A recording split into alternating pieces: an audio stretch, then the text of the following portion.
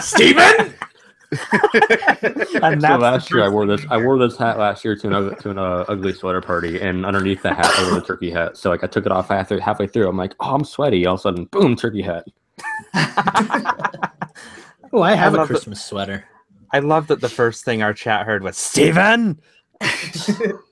Me reprimanding you for whatever you're saying behind the scenes that definitely doesn't need to be repeated in public conversation. Steven, that's racist.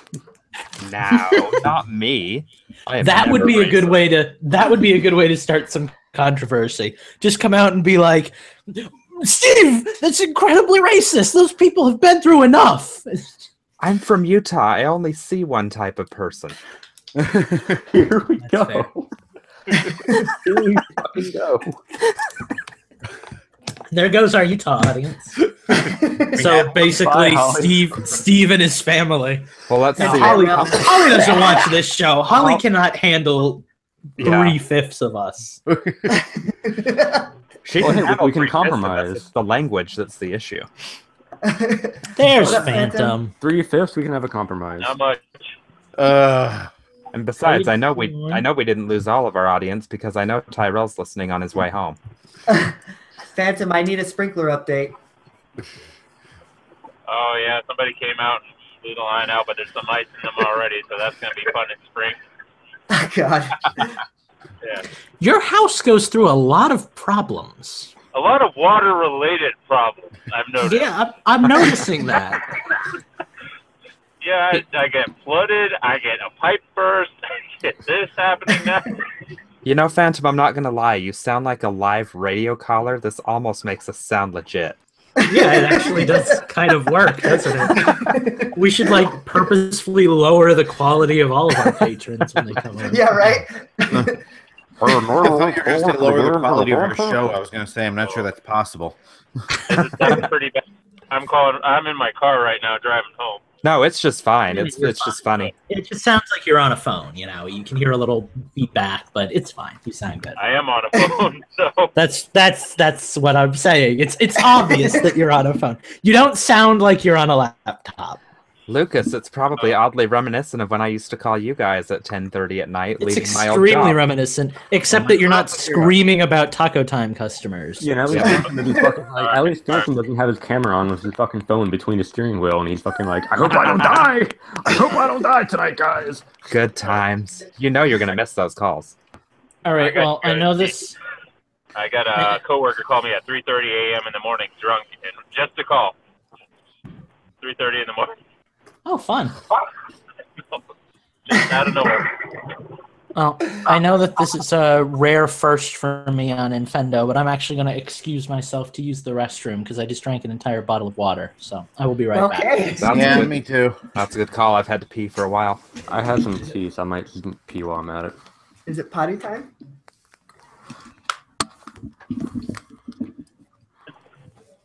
Well, I guess I'll go too. Shit.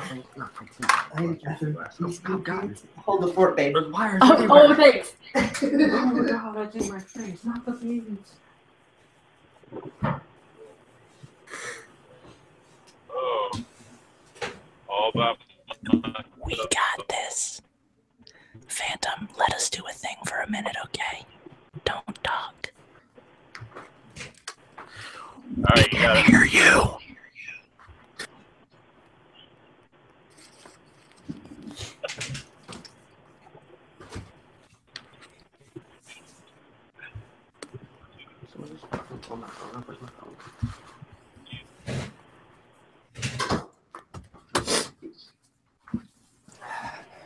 Everybody back yet?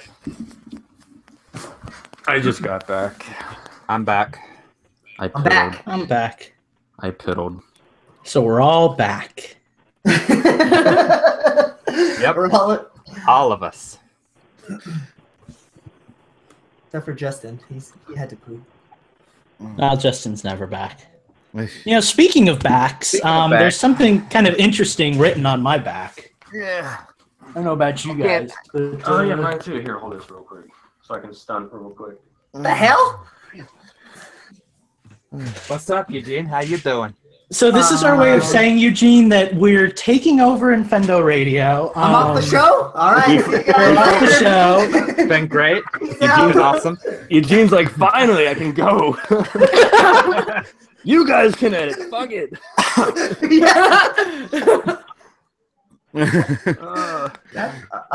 I don't understand what's happening.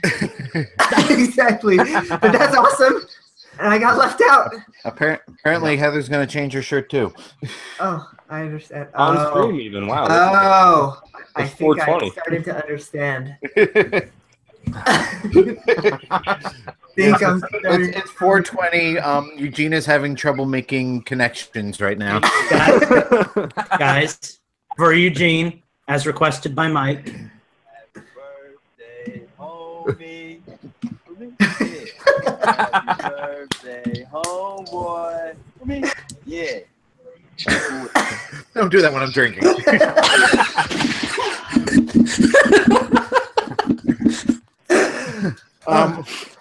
That's awesome. Did you coordinate all this? Yeah. Your amazing girlfriend went Happy above birthday. and beyond, got us Wow. each a shirt with our name in it and our logos, and sent us each tea and coffee with tons of candy. She sent me more than the others, which made me feel good. Made them feel pretty bad. Yes, but however. And I have one. Oh, nice. Oh, That's shit. awesome. Also, I You're didn't get. I drank my tea already, but in the nature of 420, and also because Heather sent me this, I'm gonna fucking try this shit on stream. Nice. Spoiler alert! Spoiler alert! I fucking hate it. It's fucking terrible. Like it's like a goddamn like inverted nipple, like spurting out like random shit everywhere. It does look horrible. I couldn't figure out how to operate the thing, so I gave up. I didn't get one. I can send you one. It's like a big fucking like. Look at that! It's fucking nasty. That looks terrible. It's fucking Where'd you tamarind. get It's tamarind flavor, which I just found out. Well, Lucas and I found out are really disgusting penis shaped. We found a ton of weird tamarind stuff that you can buy on Amazon. So I'm gonna Aren't fucking those like, I'm monkeys? gonna like this shit. Awesome. And it's not even my Those are birthday yet. I get an tamarins. Well, early I present. figured that, like, just because everybody will be on tonight. Yeah, I like that. That's awesome. Dude, Eugene, I did. we've cheat. been...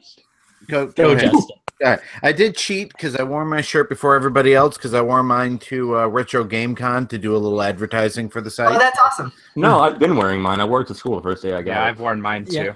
I usually wear mine around the They've house had when them I'm for, like, feeling a month. comfy. What the hell? Yeah. Dude, we've been planning this for like a month and a half. Like she talked about it in like July. She sent it in like September, and it took me until yesterday to text her and figure out when we were actually going to do it. So. Yeah, because I've been for the last week and a half. I've been like, guys, when the fuck are we doing this? I was just like, chill. It'll be cool. Don't worry about it. It's not a big deal. Do you have any Awesome. idea how hard it's been to keep this a secret from you?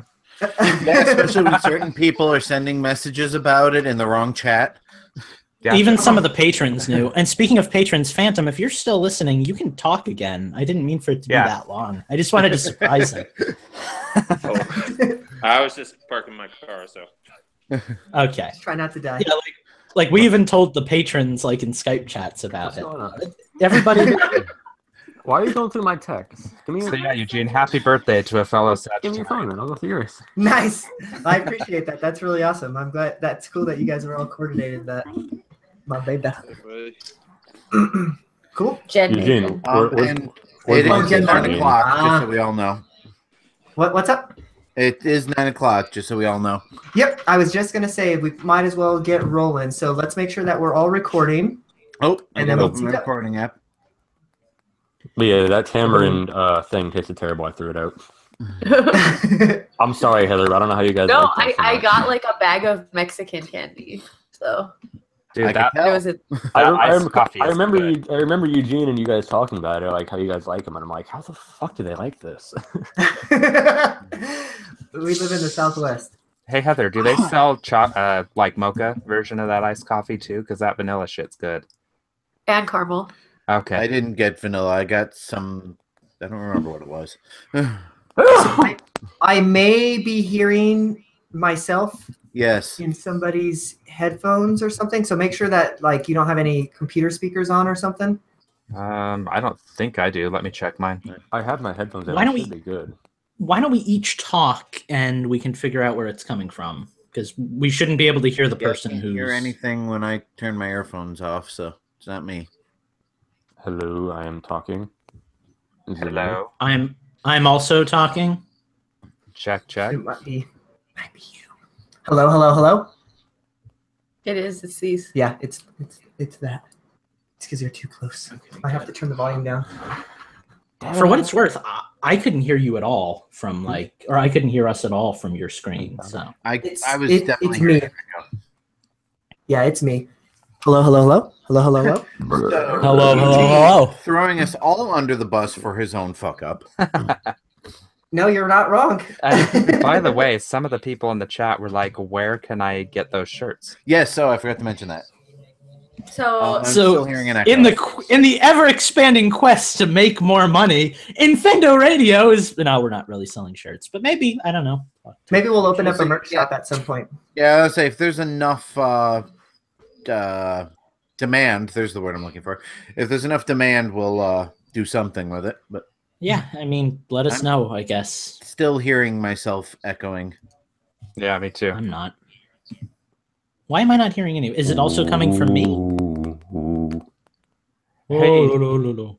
Well, I don't know. I mean, Okay, let me try I can- turning down my I mean, volume. Oh, you know what? It might. I remember how fucking Justin had problems editing my audio before. Maybe it's me again. What, Might have been open more up than your one of us. Audacity mic, and then let's see if for some reason you're picking up us recording or us talking. Stop touching things. I need Let me double check and make sure mine's not doing that as well, since I'm I not have getting that. any like huge feedback. Please, like someone say some Nope. shit real loud real quick and see what happens. Some shit real loud. Yep, there it is. I don't know. I don't think. I don't even know how to start diagnosing this, Eugene. Do it again. Hello. It's not any of my setups. I'm not picking it up on my Audacity. We might be okay, guys. Like, so as long as it's not picking up, look at your guys' recordings and just make sure that like when I'm talking, it's not pulling anything in that. We should be fine. I have tiny I'm waveforms, but I think that's just like my environment. I don't think it's actually that's like just your noise. environment, Lucas. I used to get those too. Yeah, like, I have a creaky bed, but otherwise that's it. I'm gonna move eventually to a table, so that won't be an issue. Okay, yeah, I think we're probably going to be okay, guys. So let's just roll with it. And, if worst comes to worst, we'll just have to use the YouTube audio for this weekend. Have to apologize at the beginning of the show. And it'll be okay. Okay, so Hello, everybody, and welcome to Infendo Radio. We are very, very sorry. Yeah, right. Shouldn't we We're, start every episode like that? We are recording, everybody, right? So let's make sure that we do that and get synced up. So in 3, 2, 1. All right. How about Justin? What were you at? 322. Okay. Lucas. 5614. Steve. 1 hour, 3 minutes, 14 seconds. Jacob is clapping in chat, by the way, for us. And what were you at, Mike? 51:47. Okay, cool. All right, so we will do our announcements for the Patreon thing here first. So we'll do that here on our intros, and then we'll get started with the news. All right. Hello, everybody, and welcome to Infendo Radio. This is episode 420. This means a lot to some people, this episode number. Not much to me, I might say, but, it's going to be okay. So, yeah, we're here. We're ready to rock and roll. This is the first episode of December, and we're ready to record an episode. How are you doing tonight, Mike? I am live and in HG, and I'm good. I'm rocking out at my girlfriend's house because I needed to have a better place to stream my t-shirt reveal. But I'm good. I'm back. I'm alive. I'm not dead. I have one more final, and I'm good. I'm out of school finally for a month. Awesome. Well, good luck to that one. You've been crushing all the rest of them, so I'm sure you'll do just fine on this one. Yeah. How are you doing, Lucas? I'm doing good. I'm wearing a shirt that says Infendo Radio on it. I'm here with good friends. We all pretended to pee, so it's been a good I actually did intro pee. for me. I was out of the loop. I actually peed right before because I knew that was coming. Yeah, and I really had to pee. I mean, I do have the garbage can right here, so you know I didn't actually go anywhere. Oh, God. Jeez. Yeah, Steve, save us. How are you doing tonight? I am good. I'm wired because somebody bought me coffee, and I've been drinking coffee for over an hour now. So you might actually hear me talk today if my video thing will go properly today. Nice. Yeah, Well, and I got that track last week too, by the way. Oh, yeah. I left that in just for you. Yeah, thank you. Justin, how the heck are you doing this evening? How are you and your cats? How many cats you got in your lap? I only got one right now. Nice. Only one. The places we could go with that. God. Well, we are live. We are talking with our patrons. We actually have a few patrons in our hangout with us, so thank you to the three of you all that are with us tonight. We actually have a little surprise for you all this month. As a little put your thank you. pants on. We have a little surprise Apparently, for you all. I have a big black pussy in my pants. There it is. Nice. So can I talk? I'm talking. We have a little surprise for our patrons this month, especially those that are have been with us for a long time. So basically, what we're gonna do is we're gonna upgrade you guys to the next package if you guys are on the $10 tier or above. So Lucas, why don't you tell us what that's all about? Okay, well, it's just kind of a thank you to you guys who have been like our biggest Patreon supporters, and we love all of you guys, but logistically it's easiest to upgrade the $10 and $20 tiers because those are both tiers that involve you guys being on the show, as opposed to things that are locked behind the paywall that we really can't adjust. At least we don't know how to. So for our $10 patrons, you guys are going to get bumped automatically this month up to $20 patrons for the last show of the month. And that's going to mean that you can join us in the show before and after and during breaks, like Phantom and Minus are doing right now. And Andy. I'm missing somebody. And Andy Searson. So thought there was another head there. But so yeah, by all means, feel free to, you're going to get a free bump. So feel free to join us. And for once, Phantom wasn't the one who was forgotten. See, I'm mixing it up. And to our $20 patrons, of which there are actually a few, believe it or not, you guys are going to be able to participate in the show at the end of the month. So we're planning an all Nintendo's show just to kind of keep things simple. We hope you guys will be able to make it. And I thank you for believing in us and supporting us through Patreon. It really means a lot. And I assume that the offer is open to anybody who wants to bump up their Patreon too, right? Like, yeah, it's not absolutely. just for people who started. So like if you're at like a $5 tier and you really want to just come hang out like before and during the show and stuff and be on the show for a little bit on like the YouTube live feed, by all means, like if you want to become a $10 patron, you'll get bumped up. So, have fun with it. Do what you want. But thank you guys. It's all a thank you to you guys because, the giveaway, we only got to give away one item to one person. And we kind of want to do a little more for the people that have really kind of been our biggest supporters. So that's our attempt at doing that. Awesome. Well, that was well said, Lucas. Exactly that. Like, yeah, just thank you so much for all your support you've given us. Like from the get-go, like, man, it was just like, it was unbelievable. So yeah, thank you guys so much for believing in us. Thank you for donating to our Patreon. And yeah, this is just a little thank you. So yeah, Thank with you for that, being a friend. Traveling down the road and back again. Nice. So with that said, we're gonna just move straight into the news. And since I am the first person to have a news article, I guess I'll be leading us into this one. So this one is actually kind of interesting.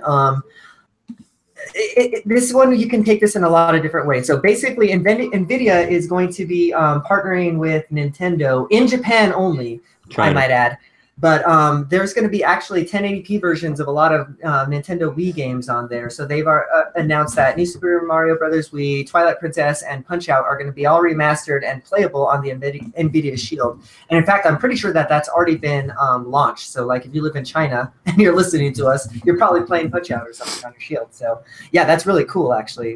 What do you guys make of this? It has a lot of promise for a lot of things. I'll jump in here real quick. So what I was reading too is at first people weren't sure because they haven't actually come out yet, and like it's only been like a day or two old announcement. So they've been trying to like go back and forth on what's been like, what's announced, what's new, and like what is going to happen with it. So what we know now is those 3 games and eventually GameCube games as well are going to head to China on the NVIDIA Shield, which is kind of like, I guess, Nintendo's new way of like remaking the iQue, like the old Nintendo 64 China. I forgot about the iQue. Yeah. So like, At first, this whole thing didn't make any sense to me, but now that you make that comparison, it's all kind of coming together. Yeah, and like this is like their first time being in China or whatever with these games, and they are remastered in 1080p, but they're not like just up like ports or like whatever stream. They are natively 1080p, like they have been remastered and redone for the NVIDIA Shield, so they will look a lot better. And people are already wondering how the comparison is going to be for Twilight Princess with this upres compared to the HD remake we've had on the Wii U. Well, I know that as far as Wii games were concerned, one of the things that I heard that made Nintendo brand Wii games look so much better was they actually made all of their textures and whatnot in HD to begin with, and then downscaled them, for the Wii. So they probably could just, use the original textures and just, increase the resolution. They probably shiny them up a little bit. I mean, just put some new paint on them or whatever. But like, what I find hopeful about this is like, I know this is a China thing right now, like, trying to get China's like Nintendo PR rep up and everything and get like games out for them to play. But like, if they're gonna up-res like Wii games and GameCube games, I mean, of course, my first thought, because I'm an asshole, is like, oh shit, like fucking Melee HD 1080p on a fucking China console. Like, when's that coming over to stateside on like the Switch or whatever? Like it might happen. I mean, it probably won't happen, but like, it opens the door for a lot of future possibilities. And I don't know when it's coming out. Like, you'll be able to get these things off some kind of random app on the NVIDIA Shield, and then you'll be able to play them on there in China. And I'm sure there'll be some kind of way to like import a China exclusive whatever to get it playable over here. But yeah, like do a VPN or something like that. And I'm not sure how that'll work. I'm not sure how the Shield will work. But according to this article here, customized for the China market, Shield is a completely localized device with local content, store search, and more. Shield will bring Chinese customers a brand new experience in gaming, AI, and home entertainment with Baidu's DuerOS conversational AI system, and abundant entertainment options from iQIYI. iQIYI every time when I read that shit.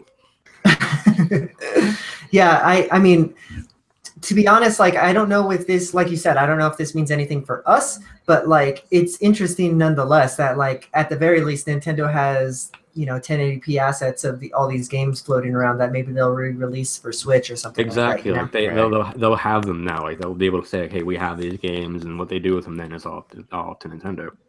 Right. Are Nintendo doing the... I'm sorry, I was reading my article, so I might have missed this. Nintendo actually doing the work to up-res these, or is this being done by NVIDIA or third party? No, Nintendo's doing it. I call Nintendo is like doing a legit business a business relationship with NVIDIA for this. So like this is all of their thing. Apparently because I forgot that NVIDIA has technology in the Switch too, so I guess that's why they're partnering with them for China. Right. Yeah. So now I may be in the dark on this one, but were these games ever released in the Chinese market? Like was the Wii even a thing in China? Like I don't even know that. I don't remember. I'm hopefully someone in the chat can save us on that one, but I don't remember if it was like an actual release in there. Let me look that up real quick. I feel like it wasn't. Yeah, I kind of feel the same way. I'm pretty sure that I'm pretty sure back then they had like a big like ban on Consoles, right? Yeah, Yeah. that's why like they had to release it as like the IQ. That was like the only way to get video games into, into China as in a console version type thing because deals like that. Which is kind of a really cool way to experience a lot of great games all at once. I mean, Right?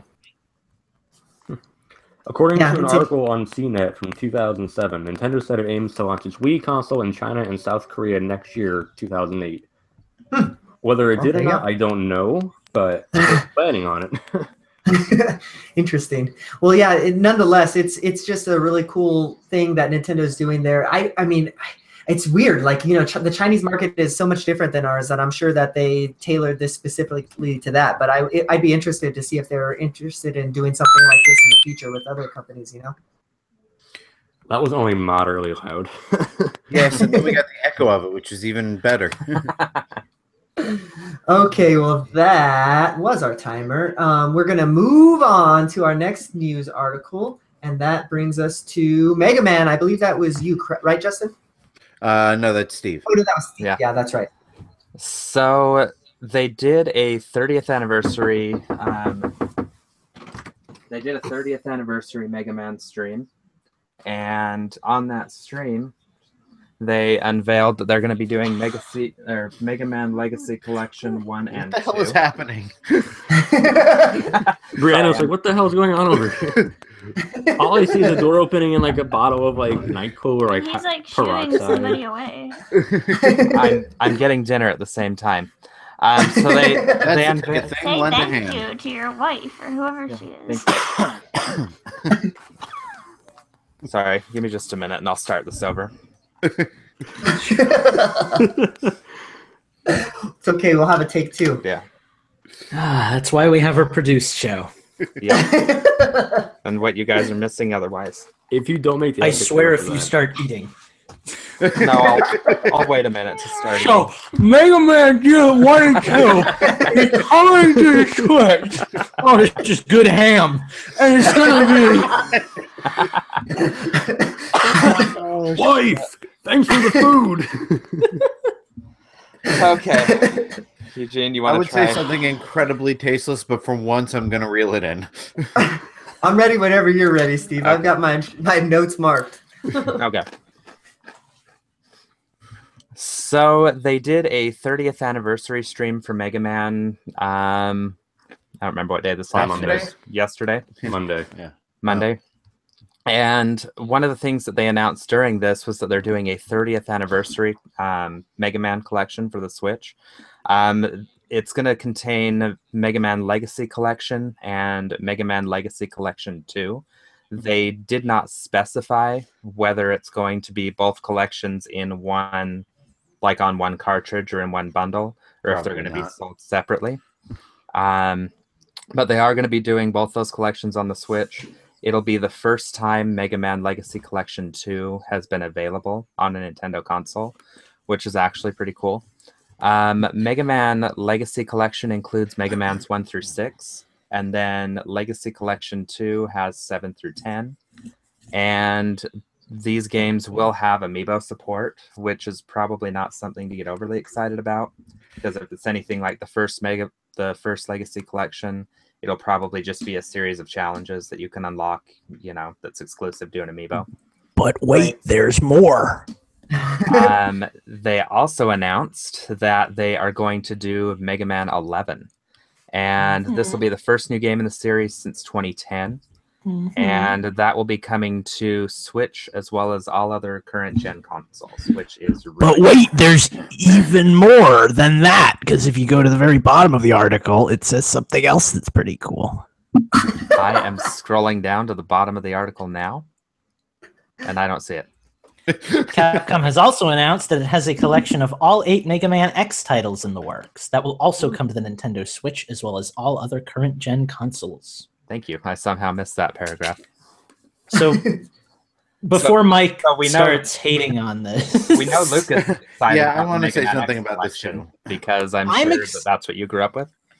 Well, I didn't even grow up with it. I discovered Mega Man in like late high school, early college. But like, I love Mega Man. I love it so much. I hate the company because I feel like they ruin everything they touch. But Mega Man is pure and innocent and sweet.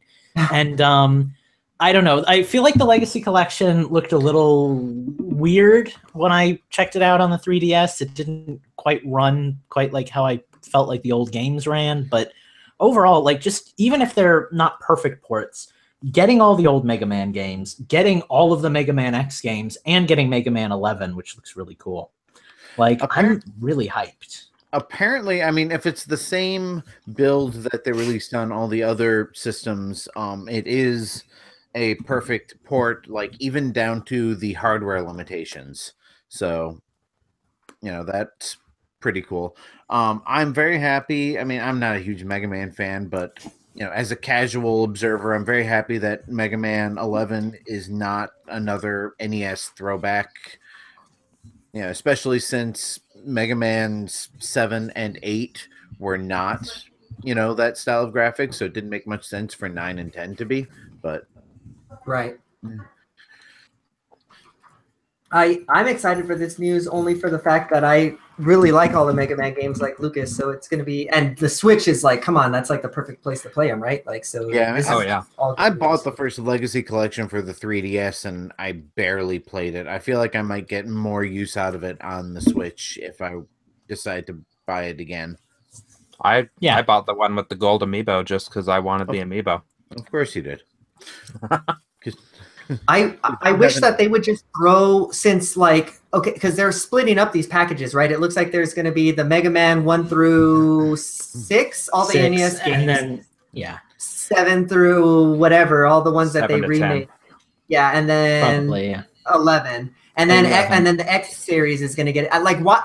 Put it all in one fucking package. And can I kind of springboard off of that, because I feel like I'm going to get into Mike territory, then Mike can go off. But like, I mean, nobody's arguing that this doesn't feel greedy. Like I don't think anybody here thinks that this isn't Capcom saying, give us your money for like the same games we've released like 20 other times. But like, I want it on my Switch, so I get it. It does feel pretty bad being sold like the exact same content for like the 10th time. But I still really like Mega Man, and I'll get it again. So, you know. Mike, do you have any thoughts on the discussion? Oh, I've been waiting. So here's how I feel. They finally announced a new Mega Man game, and it's Mega Man 11. And I mean, cool, Mega Man 11 looks cool and everything, but like, in my biased opinion, this is a slap in the face to Nintendo fans, Mega Man fans, and fans of the franchise as a whole. Because they can't think of another fucking way to make Mega Man games, so they're gonna fucking continue on with the numbered series that they've been going on with fucking the last entirety of Capcom's fucking existence. And by the way, you want a Mega Man Legacy Collection 2, which you could have easily had a long time ago. Oh, we've had this game out for like almost a fucking year already? Oh, now you can have it. Oh, and pay full price too, and everything else. And you don't get it on one cartridge. And go buy our fucking amiibo again. And just like, no. I don't want any of that. The X games are cool. I mean, I like the fact that they have all of these games coming to us finally. Someone even said, like, when the Switch came out, there was no Mega Man games coming at all. Now we have 19 Mega Man games coming. Granted, only one of them is new. However, like, Mega Man is dead. Like, I love Mega Man, but like Mega Man as a franchise, like Capcom doesn't care. Like, Capcom is so easy, like, oh, 30th anniversary, like, oh, you're getting one new game, like a bunch of the old shit over again, rebuy it. And like, yeah, Jacob's in the chat's like, oh, Nintendo does the same shit all the time. Yeah, they do. But like, Nintendo has like a crap ton of franchises. Capcom has Mega Man, Street Fighter, Monster Hunter, and Resident Evil. Like, and we all know they're milking all of those to the point of exhaustion as well. And I just don't think that Capcom gives a flying fuck about Mega Man. To give Capcom a little bit more credit, they have quite a bit more franchises than just those. But I see your point. I am gonna make one. I mean, most of that stuff I didn't really have an argument against or for that matter. But I mean, Mega Man 11, I think it looks more like they're putting something into it than Mega Man 9 and 10. Because again, they've made new graphics for it. They're building an engine from the ground up. They're not just reusing assets from previous games. So hey, remember how Kenji Inafune left Capcom because they wouldn't fucking let him make a Mega Man game? So he made Mighty Number 9, and all of a sudden they're like, "Oh shit! If he's gonna make a game, we're gonna make a game too. Here, have Mega Man 11." Well, yeah, but it does kind of reek of that, but I mean, you can't fault a business for acting like a business. Like I feel like when a business like Nintendo steps up and does good things, it's like, hey, look at how great these guys are. But when a business like Capcom is trying to make money off of their games that have done well in the past, it's just like, there's the obvious outcome, you know? They want more money. Like, they are what they are. They're a corporation. Like, it's nice when they step up and they do a good job, but, you know. Right. Nintendo didn't have to give us Super Mario Odyssey. And no, I don't care. Promote it as a throwback to Mario 64. I still think Capcom is ass, and I feel like this is just as bad as Playtonic fucking making Ukulele $40 on the Switch because they announced that today as well. I definitely have a problem with Capcom on the whole. I have much more of a problem with Capcom when it comes to Monster Hunter. But, like, admittedly, I would have loved Mega Man Legends, or Legends? Am I even talking the right stuff now? Mega Man Legends 3. Great. I would have loved that, you know?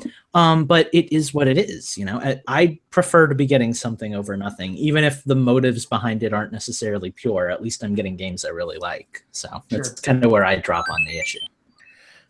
There's that double click.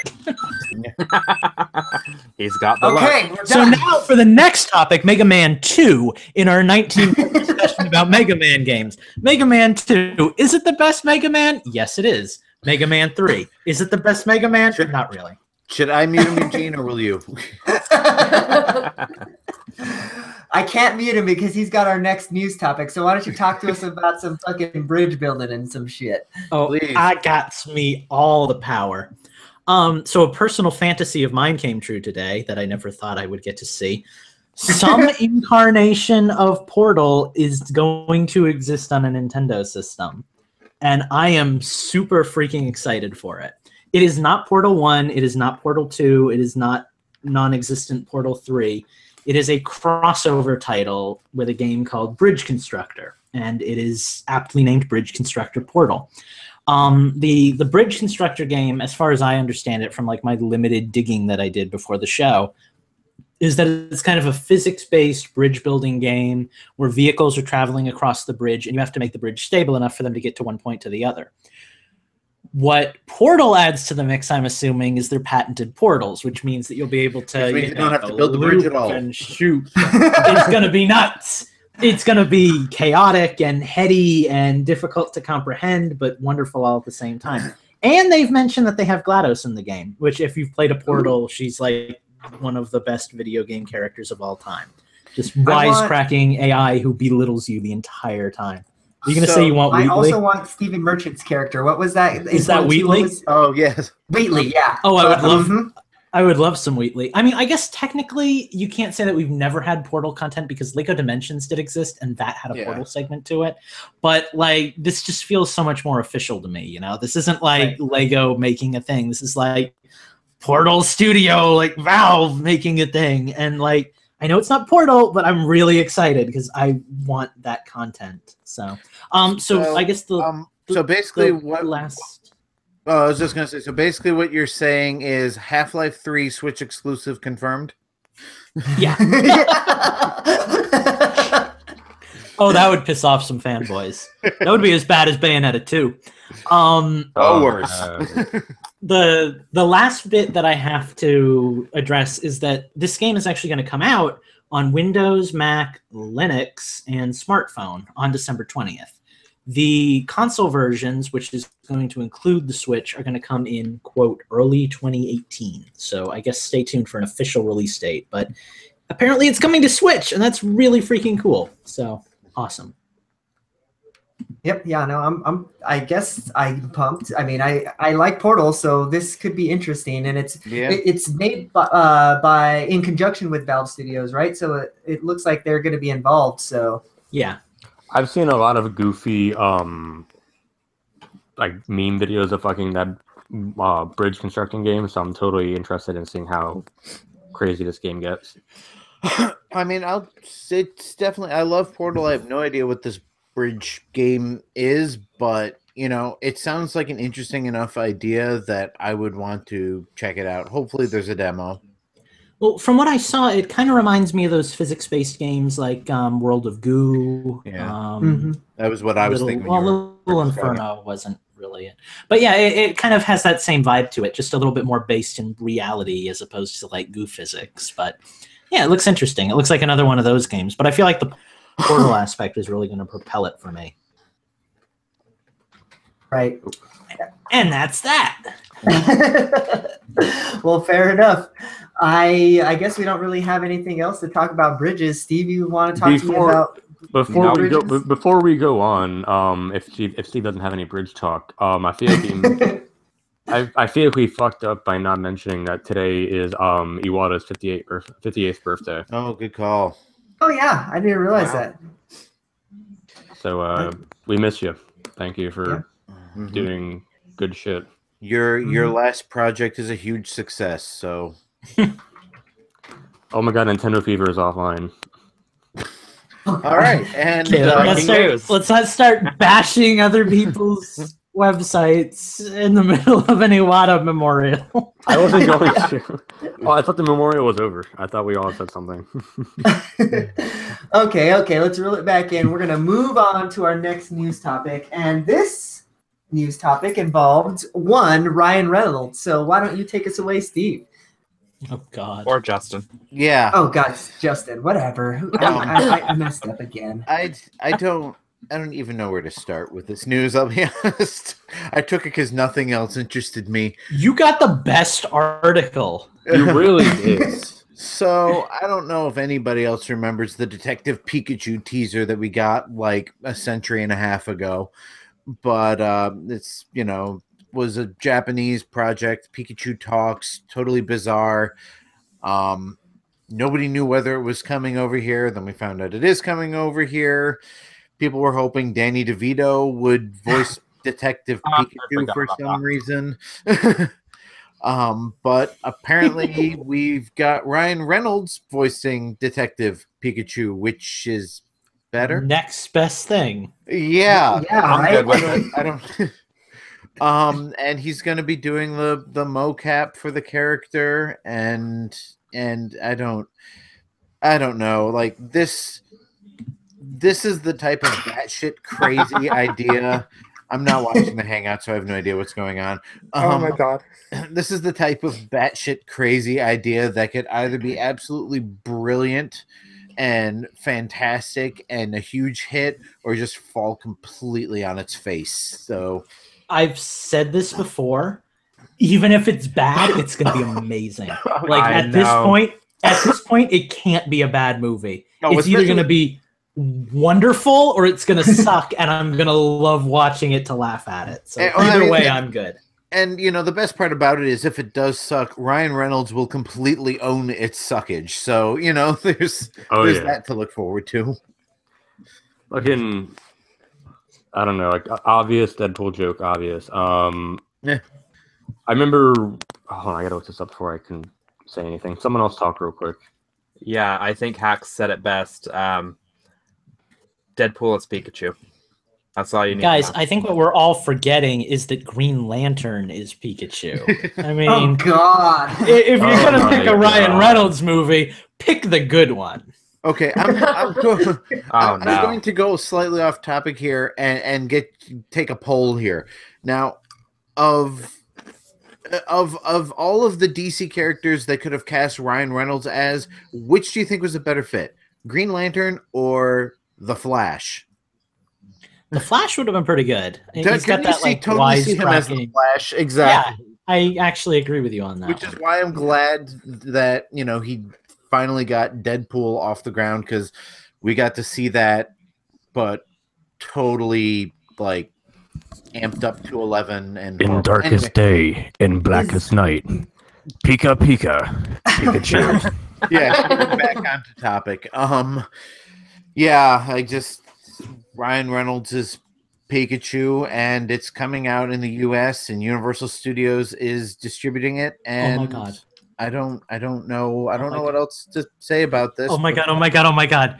So in the Pokemon games, the new ones, Pikachu is the only Pokemon that actually says his name instead of like, you know, a Pikachu sound. I want DLC Detective Pikachu, and I want Ryan Reynolds to do the voice. And just like you send him out, and he's like, "What am I doing here? I'm supposed to be solving the case or something." Dude, all they need to do is update it. They can put a new form of Pikachu in there. It can be Detective Hat Pikachu. Well, and then we could hack it. Yeah, let's just localize the. And then we could hack it and put Danny DeVito in it, like it should have been from the start. Oh God, can this topic be over, please? No, this can go on all Well, night. I guess we need high to quality radio. I guess we need to shift the weather over from this stormy conversation to something a little more sunny. Mike, you got anything for us? I'm gonna fucking rage you for how either brilliant or bad that was. I can't decide. But Both. So about as good as the one in the article. Yeah, really though. But hey, guess what? It's fucking Mike's turn for a podcast article, and so because I've been typecasted, I am the Pokemon Go guy. And actually, I picked the article, I put it on there. But anyway, Pokemon Go is a thing that I play every day. No pun intended. And they had the Halloween event, so we first got our first Gen 3 Pokemon in October, and now we're getting 50 more Gen 3 Pokemon coming soon, and the rest will be coming out sporadically, which means I was totally wrong entirely in my initial point of how they're going to release Gen 3. But that's not the cool thing here. Gen 3 is like, whatever, we have Pokemon already. What is cool, though, is we are getting dynamic weather systems. Which means, for the first time, according to the article here on Self Road, which is a time in forever. Shit. You just triggered Lucas. In a quote from Niantic here themselves, oh god, the fucking show notes just borked on me. For the first time in an augmented reality mobile game, real-world weather will now be a factor in the gameplay experience. As trainers are exploring the world around them in search of Pokemon, the current weather in the vicinity will be visible on the in-game map. The real-world weather around trainers will impact the gameplay of Pokemon Go in a variety of ways that include changing Pokemon habitats where they can be found, increasing combat power, and earning more Stardust after catching a Pokemon. That's assuming you have a variety of weather where you live. Yeah, you and I are fucked. Like, oh, hey, half the year is snow. Fucked for like 7 months out of the year. Meanwhile, in Florida, right? If it's not raining, it's fucking snowing. But like the following another Sneasel. The following weather conditions have been identified: sun/clear, so normal, rain, snow, fog, partial clouds, and wind. The hell comes out in fog? Sorry. Eugene. High five, episode 420, everybody.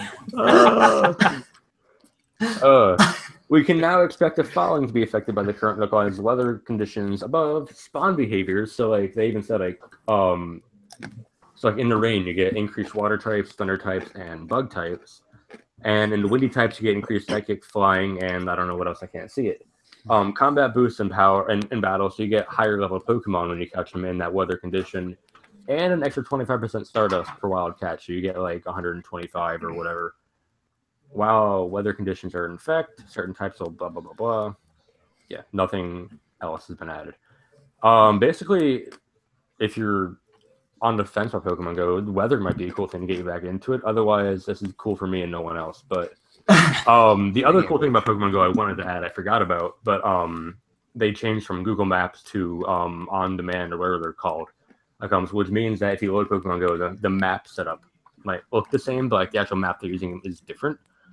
And Google is like a static map. Whatever you get is what they put on there. But this new setup is like people can go on and edit what is in that area of the maps. Like they can put new roads in and stuff, which might mean eventually, not right now, but eventually it might increase and create new spawn points for people who have like nothing around them in rural locations. Yeah, I'm booting mine up right now to see if I've got anything worthwhile.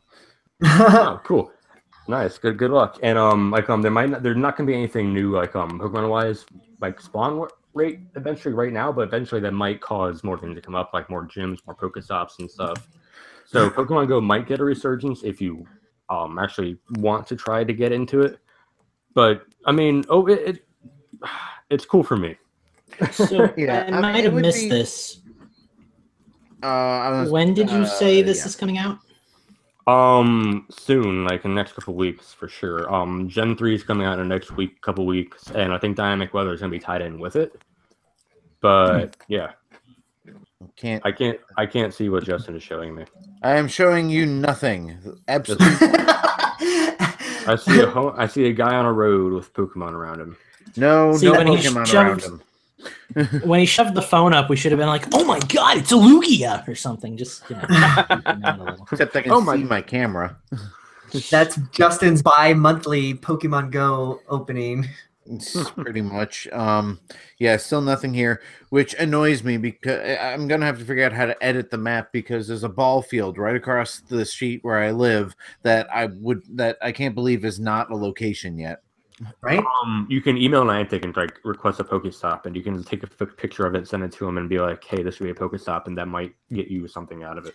If you have any signs in the area, they love signs. Like they will make any sign a Pokestop. So well, if you remember, the great things about New York is that we've got this historical highway marker system. So like pretty much any one of those could probably be a Pokestop or something. They love those. That's too. kind of how it was in Tampa too. We had tons of signs like everywhere. And if you remember when Pokemon Go first came out, and I was on the show when it first came out, I was even saying like fucking, it's not even there anymore. But there's a picture of a Pokestop of a stone cactus that they had outside of a Mexican restaurant, which then turned into an Italian restaurant, which then is now being turned into a child daycare. But the fucking stone cactus Pokestop is still there. So they will mark anything. I don't understand what they changed or why. In that, when I first started playing Pokemon Go, and I've said this 100 times before, but for anybody who hasn't heard me, any new listeners or whatever, when Pokemon Go first came out, I used to catch Pokemon in my own house. The first one I caught was outside. I live on a dead-end street with 4 houses on it, on the outskirts of a town in the middle of nowhere. But when I first opened the app, there was an Oddish out on the street just at the end of my driveway, and I've caught Pokemon inside my own house, in my living room, in my bedroom. And stuff. In the toilet. Yeah, what did they do to that? Basically, they did change spawns and stuff, and like they made it a bit harder to pop up. Like if you're not near a Pokestop, you have a significant drop in Pokemon spawns, which is unfortunate. Yeah. Well, then that's what ended up happening. I only get Pokemon when I go for a walk in town. Right. Well, I guess that's enough of Pokemoning today. That's enough of newsing today. We're going to move out of it, and we're going to get into Nintendo. So we're going to take a little break here, and we'll be right back. I am so sad that Nintendo Fever is down because I was going to have Eugene read this part of an article. But we'll be right back, and I'm going to sing while they're trying to talk. I'm just waiting to see how long it takes. I would just like to point out, Eugene, that this is not me for once. Justin gonna mute me. Now this is a story all about how my life got turned upside down, and I'd like to take a minute to sit right there. I'll tell you how I became the prince of a town called Bel-Air. Oil, that is. Black gold. Texas. We are singing very different songs. That's the point, I think. I don't know. Oh, yes. I was just going to say, I don't know what we're going to do with that, but we're going to use it somewhere. We have gotten very good at not interrupting each other now. We all just go deadly silent when it happens. So I kind of feel like when it's song time, we saying, no, you go first. No, you go first. No, you. It's like everybody's first high school girlfriend. You hang up first. No, you hang up first. And then really? Papa Eugene just comes and slams the phone. So I kind of feel like I have to field Minus's question. Any objections? What was the question? Fine by me. It's about my game. So go in the bottom of the show notes, Justin, all the listener questions. Oh yeah. All right. Go plug yourself. Go plug yourself. Do you want my pants on or off of that? God. Okay, all right. So we're gonna get back into the show, and then we'll start Nintendo's here. Let me just make a note. Yeah, if you guys feel anything that you see on the listener questions that you guys want to take, just write your name by it, and then that'll be yours. Okie dokie. And we're back. We're ready to play some Nintendo's. We're here. We've got a song that just got sung to us. I don't know how I feel about it, but you know, Several songs. we're still gonna roll with it anyways. Yeah, so we're gonna play Nintendo's now. In this section, I have a list of games, 11 of them in fact, and I'm gonna play songs from these games, and these guys are gonna try and guess what they are. This is actually I guess a listener favorite, I would say. It's one of my favorite things to do on Infendo Radio. So yeah, let's get rocking and rolling. I have some listener questions that we have queued up. Songs. Or I'm sorry, listener songs that I have in here. So if you want to submit some songs as well, you can too by going to patreon.com/Infendo Radio. So with that said, I'm gonna go with one. What's that, Justin? Jacob in chat says, "What's the theme, Eugene?" Don't have a theme this week, unfortunately. I picked 2 songs. Yeah, Heather picked 2 songs as the theme. So good luck with that. Here's the first one. This one comes straight from me. So here we go. Does it mean the volume need to go up or down? Or Down. The question that I wanted. Is this Wacky Racers, the video game? No, but this is a racing game. As opposed to Wacky Racers, the tabletop TV show? card game? What system is this on? This is on, I want to say, Game Boy Advance. Oh, really? Let me see. I just want to make sure. I'm pretty sure it's the Game Is Boy this like Advance. the weirdest F-Zero track from the Game Boy Advance? The Micro Machines? I literally almost said the name of the game. This game came out on the Game Boy Advance. It's not Micro Machines And then? here is your next track. And what was your question? Is it Micro Machines? It's not Micro Machines. Is it Banjo Pilot? No. It is Banjo Pilot! I started playing the first thing, I'm like, this sounds vaguely rare. That's what I was. So much like the heist music from Conker. No, you That know what was you know well what done. You know what it sounded like was Donkey Kong Country 3 on the Game Boy Advance. That's where I was going with it. No, that was definitely more of a Robin Beanland track than a. Well, not that track, but the one before. Yeah. I forgot if that was on a DS or the fucking Game Boy. I'm like, I'm going for it. Yeah. Well, that was a good time one. Well, freaking done. It's a rare game. What rare games came out on GBA? Okay, so we're going to move into a patron suggestion. This one comes from Jay-Z Beast. I think this one's going to be a little tough, so I'm going to give you guys some hints here. So here's the first track. Our listeners hate us. How's the volume on this one? I think it might need to go up, maybe? Yeah, I a can little. hear. By the way, everyone click on Eugene's face. It seems pretty basic so far for songs. This game did not have a whole lot of, it was a lot of ambient music in this game. So this game appeared on the GameCube, but it was also like a multi-platform game. Okay, so there goes Eternal Darkness. Here's the next track.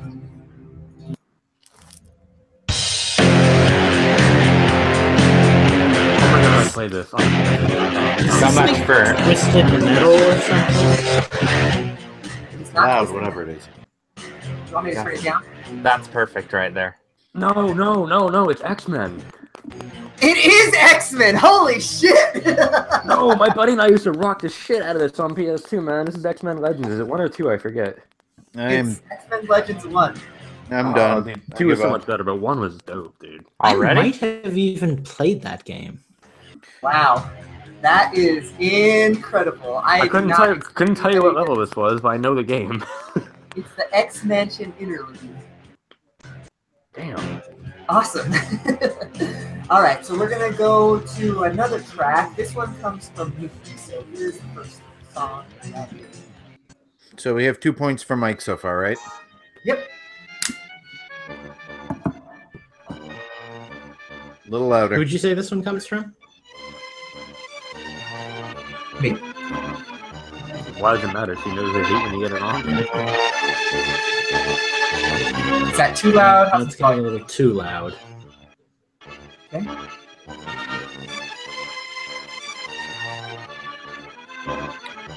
Sounds... Is this a licensed game? It's not a licensed game, no. I was gonna say it sounds oddly Disney. Sounded like Aladdin. This game appeared on the Super Nintendo. No. I zoned out entirely. Holy shit. Here's the next track.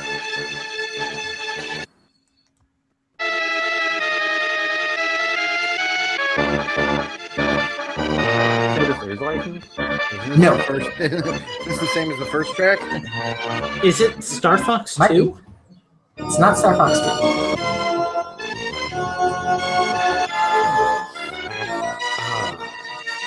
It's a scary game of some kind. Not scary, but like ghosty game, I feel like. What's the next? Was it like Ghosts and Goblins or something? It fucking is. I'm done. It's actually Ghouls and Ghosts, but you know, close it fucking enough. I never know what the fucking name is. Ghosts and Goblins, Ghouls and Ghosts. Are they like interchangeable or what?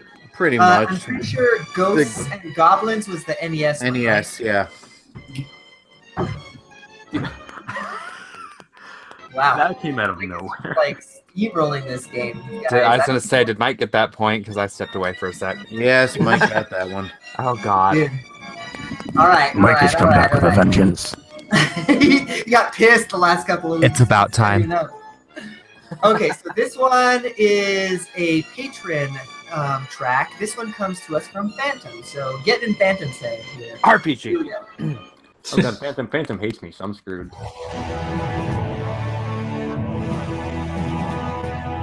Oh God. Oh God. No, they didn't release that type of game on NES. No, they In didn't. the systems. Eugene, could you turn it up? Sure.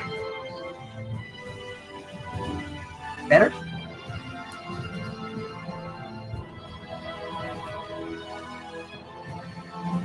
Why do All I right, know your this? first hint is that this was a remake of another game, and this title appeared on the 3DS. Final Fantasy. 3, 4, 5, 6. No. No, those were all Those DS are all games. DS. Yep. Those Chrono Triggers. and that's Home out. Improvement? Not Home Improvement. It's not Chrono Trigger. Can we get a second track? I'll give you a second. It's not Etrian Odyssey, or Lucas would have it by now.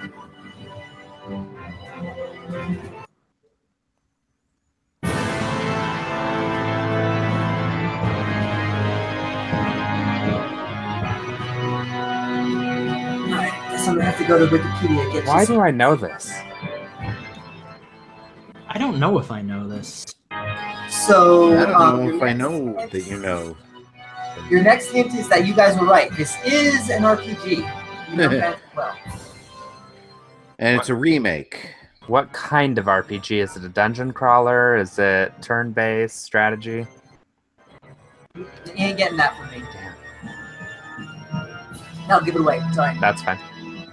That's a hint in and of itself. Yeah. All right. And, The and game that this was remade from originally appeared on the PS2. Oh shit! Oh god, what was that series? Devil Survivor, Overclocked, or whatever the second one was. I don't think that was an It's not any RPG, edition, was it? no, we can't say games. Okay. Here's your next track.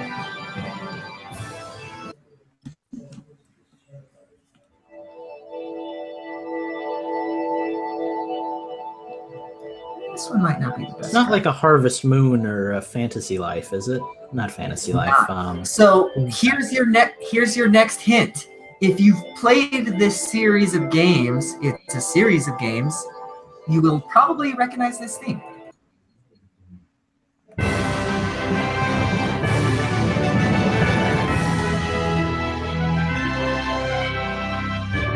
Guess I've never played this series of games. This must be the title screen then? No, this is the victory music. Do you know if we've played this series of games? I don't. Okay. I played it. I have it in my closet. It's over here. Well, it's not Pokemon then. Y'all Yes, motherfuckers Pokemon know is a what remake of a PS2, PS2 game. Oh, good point.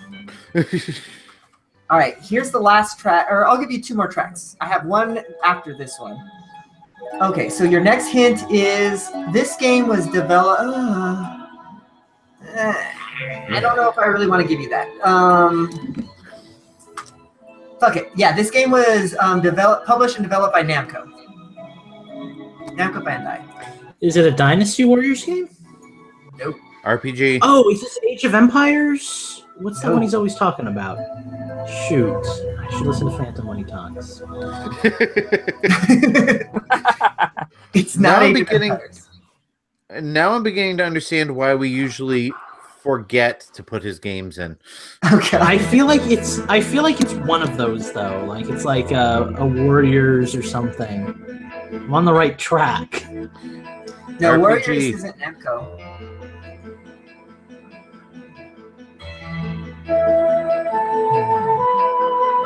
All right, guys, we're gonna reel it in on this one. Not sounding familiar. This, you guys give up? Yeah. Yeah, I gave up. I do. Yeah. Okay. This game comes from a PS2 title of the same name. This is from the Tales series. This Tales is of Tales the of the Abyss. Fuck. I forgot about that one. Mm-hmm. Thanks, man, for that one. I actually really love that game, and this game. It's got great music too. Great music. Okay, this one comes from Heather. This is Heather. You picked it out Heather, the so help music me with God. me this morning or this afternoon. This one is just like a continuous string of music, so it's just all gonna play. One of those. So it's a super old game. Mhm. Clue Clue Land, Dig Dug. Yes! What is it? Frogger. I knew it would be Justin to get that one. I knew it would be Justin to get Frogger. I had this on my ColecoVision. For some reason, Frogger fell out of my head. I'm like, I fucking just played this yesterday. What the fuck? Oh, that's great. Justin is on the board with Frogger. Okay. I'm going to move into another Patreon suggested track. Let me just make sure I have this one right. Yep, this one comes in from Kuroki Dog or Kokiri Dog or whatever the hell you say that name. Mike. Curry dog. I love that. This one comes from him. So remember, if you guys know anything about him, you'll probably be able to guess what kind of track this is going to be. I don't even know who he is. This music freaking rocks, by the way.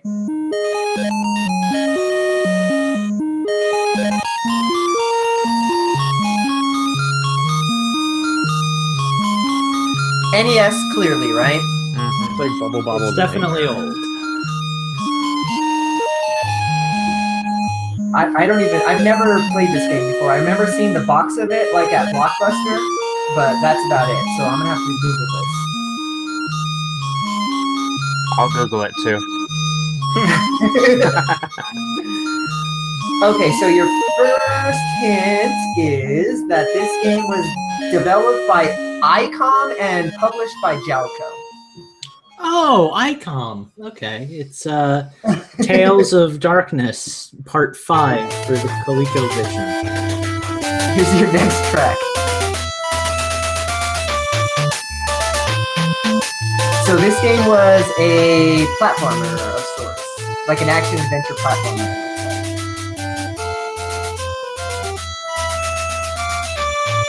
This game was also released on the arcade. Adventures of Sinbad. It's a jail kill game, so base is loaded. Shovel Knight. Is it Minecraft? Yes, Minecraft NES. I got to admit, I'm digging the music. I just have no idea what it is. I don't think I was born when this game came out. Can you give me the first letter of the game name?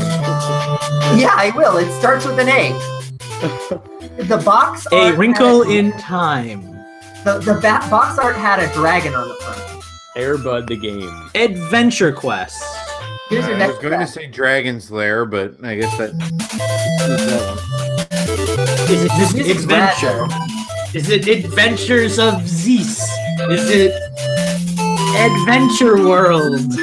Y'all ain't gonna get this one. I'm just gonna Adventure I give Guys! you every hint that there is. Like there's no Aardvark Warriors from the Fifth Dimension. Shut up, Lucas.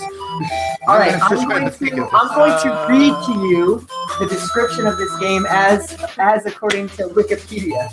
I will concede. Are we still guessing then? Blank, yeah, fuck yeah, we're still guessing. Blank is a 16-year-old student from Greenview High School who has been having a reoccurring dream in which a young woman is calling out for his name. One day, while on his way to class, Blank is suddenly transported into another dimension. Blank meets with the fairy Cutie, who explains that he is in the kingdom of Remula, a possible manipulation or mistranslation of Lemuria, and has been summoned to rescue its ruler, Princess Rosebud. Helping anybody? No. Yeah, Okay, I'm gonna give you the name of the game. I don't even know if I'm gonna pronounce it right. It's called the Astyanax. So it's spelled Astyanax. Oh, Astyanax, of course. Brain fart. I've actually heard of it, but I like Astyanax. know nothing about it. Nope. Never played it, never heard of it. It actually looks really cool. I looked up some gameplay video footage of it, and the music is awesome. So I might have to pick it up. So Hey, awesome. Lucas, check your phone real quick too if you can. Oh God. Okay, so this next song also comes from me. So here we go for this one. I think we may have already played this game before, but I really dig the music for this one. So that'll be your first hint, I guess. Paperboy 3.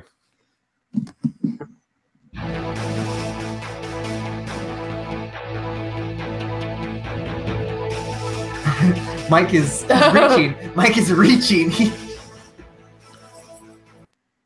The Rolodex is moving. Did it just go away for everyone Yeah, else? okay, it wasn't just me then.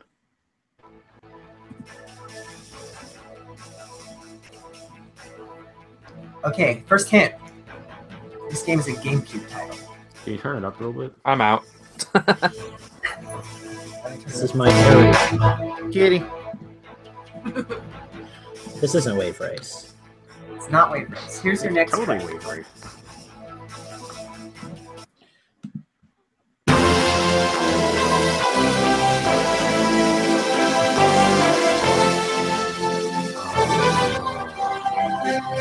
Turn it down a little. Sure. Volume seems a bit inconsistent here. Yeah, Now each we track can- is like. All right, did we get genre on this Is yet? it that Piano 3 game again? It's not Piano 3. My God, stop Genre. giving me This this is a shmup. Oh, a shmup. Ikaruga or whatever. It's fucking Ikaruga. Okay, Think of hold any on. other What ones is on the a GameCube? what is a Shoot 'em up. schmuck? A shoot 'em up. Shmup. You. Shoot 'em up. Never heard of Shoot that. 'em up. You've never heard shmup? Wow. Never heard it. Yeah, shmup is short for shoot 'em up, which is usually an aerial-based. I know what a shoot 'em up is. I've just never heard of a shmup. It'd be like saying, "Oh, it's a FUPO. It's a first-person online. Like, it's a FUPO. You've never heard of a FUPO? Oh, what about a Have you heard of a FUPA? That's a short for platformer. Oh, and it's a monster catching game. I want you to know that you're excited about this, but fully there's such a thing as Bradgelina, so... We're trying to eliminate that from our culture, not reinforce it. It's like that carsense.com commercial or whatever it's called. Like fucking that Weeby Sedivo. Weeby Sedivo. We will be sure from now on, Lucas, to give you every single possible word in the descriptor of every genre and subgenre of every game that we play from now on. Yeah, if you're going to keep using terms like shmup, I'd appreciate that. God help you guys if I ever do that on an indie game. All right, so for all of our poor listeners who gave up long ago, the score should be Mike 3, Justin 2? I think so, yes. All right. Well, this next one comes from another patron. This one comes from Minus64. Another game with some freaking rad music that I've never heard of in my life. So here we go. Stop giving me the Stone Smasher. Sorry. How's volume? Blades of Steel? It's Not A little louder. What system did you say this was on? Oh god, sorry. That's too loud. Is this Yu-Gi-Oh? It's not Yu-Gi-Oh. What NES? System did you say it was on? NES, clearly. This is NES. God, the NES had some really good music. This is really Right? familiar. You've never played it, Mike. Can we get another track? Oh, fuck you, no, Steve. Yeah, I doubt I have either. Not very much. That's why I And I don't hate have to any do points. this, but a little bit louder. Yeah. Hit you up with that. How's that? River City Ransom or something? It's not River City Ransom, no. Okay, so your first hint.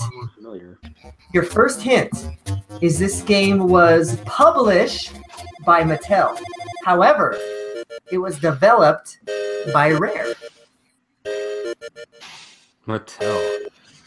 It's not Battletoads, is it? So was it like a toy-related game then? RC Pro-Am? It's not RC Pro-Am, no. It was intended to be used with an accessory. Oh my god, Gyromite? The fucking...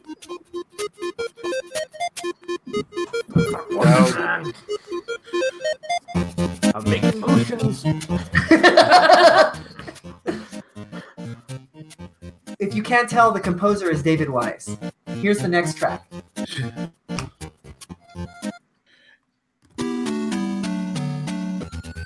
Freaking rad shit over here. I'm loving this soundtrack. Oh my god. Super ass fuck. No, that is not the game. The super thing where you have Again, to they think did this not other make thing those and games you for throw Nintendo things. systems. No, don't throw something in this game. I know, I watched this on a video somehow. Super Glove Ball. It is Super Glove Ball. I had to think Christ's sake. I had to think so hard. Man. Like, I watched this YouTube video of a guy going through old like Nintendo peripherals and shit, and like this is on there, and like I remember like that song, and I'm like, no, you didn't play this, you saw it. Fuck. Yeah, this was intended to be used with the Power Glove. Oh, damn, yeah, that's right. yeah, that's what this is for. I'm like, come on. Mattel, that should have been the giveaway. All right, that was a good one. I enjoyed that one. So that was, I believe, our final Patreon suggestion. Let me see something. I just want to make sure. Yep, that was our final Patreon suggestion. So thank you very much, Patreon members, for making those suggestions. You can too by going to patreon.com/InfendoRadio. What game did your dog recommend? Well, let's find out. This one actually came from Heather, so we're about to find out. Again, another game with one single track. So, yeah, here we go.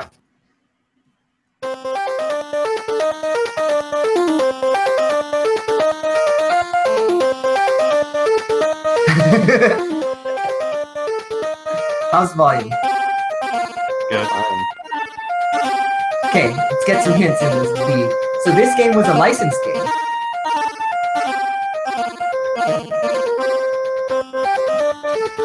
Game Boy? This game appeared on the Game Boy Color. What kind of games is Heather like? I know it's not Frogger from the Game Boy Color because I have that. Well, the last one was Frogger for the Game Boy Color that you already got. Oh, I thought that was NES. Nope. No, Frogger for the Game Boy Color had different music than the original. Let's keep going. Another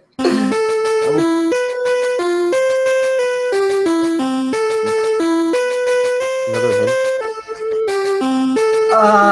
Okay. Another hint. This game was a licensed title. This was for a Disney license. The Little Mermaid? It's not The Little Mermaid. Pirates of the Caribbean. No. This game was actually a board Move on. game. Oh, never mind.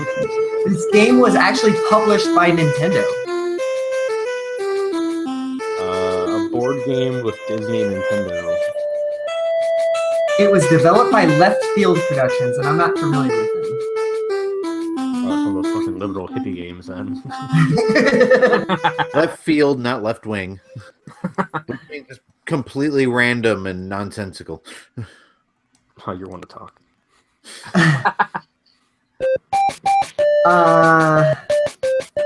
Another Operation? No. This licensed Disney board game published by Nintendo. Yes. Game Boy Color. So I it's got not enough. Settlers of Catan. It's not Race, is it? Nope. I don't know. Toy Is Story? it Clue? Nope. You guys aren't gonna get it. It's not happening. Probably not. I don't think so. Yeah, Is it a didn't common realize board game? Disney Do we know made what this Clue. is? Have we Disney played does this game make before? Clue. Is it a common board game? Get something here. That was All right. sarcasm, Justin. Thi- okay. I was gonna say clues. Somebody's not paying attention to the clues. This game was Disney's Beauty and the Beast, a board game. My sister-in-law's going to kill me for not getting that one. Heather, I would have you and I need to talk. Did. What the hell, Heather? I played this hours of this game. Hours. Was it hours or did it just feel like hours? No, a whole car ride to Oklahoma and back. Okay, all right. I've got, I think, 3 more tracks. All right, make it stop. Looks like Jacob Taylor actually got it in the chat. Hacks, well done. That's incredible. All right, so we're going to move on to our next track. This one also comes from me. In fact, the remaining come from me.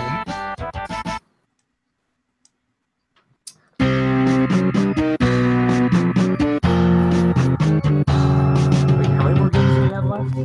3. I have. Damn. I thought it was 11. I thought I won already.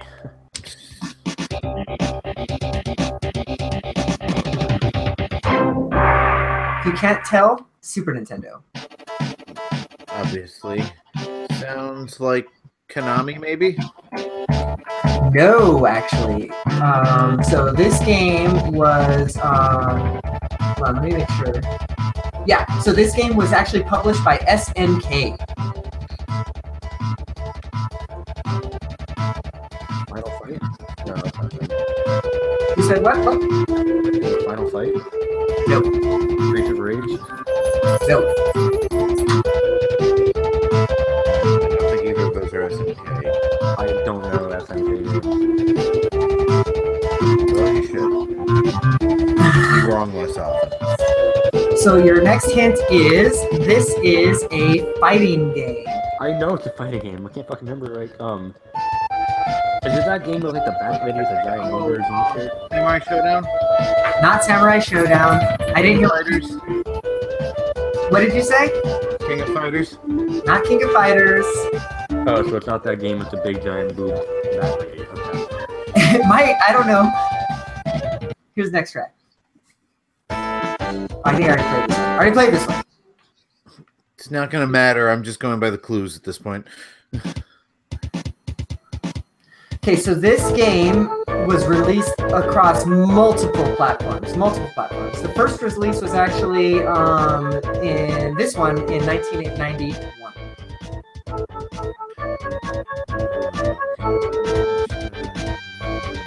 It was, I believe that it was originally an arcade game.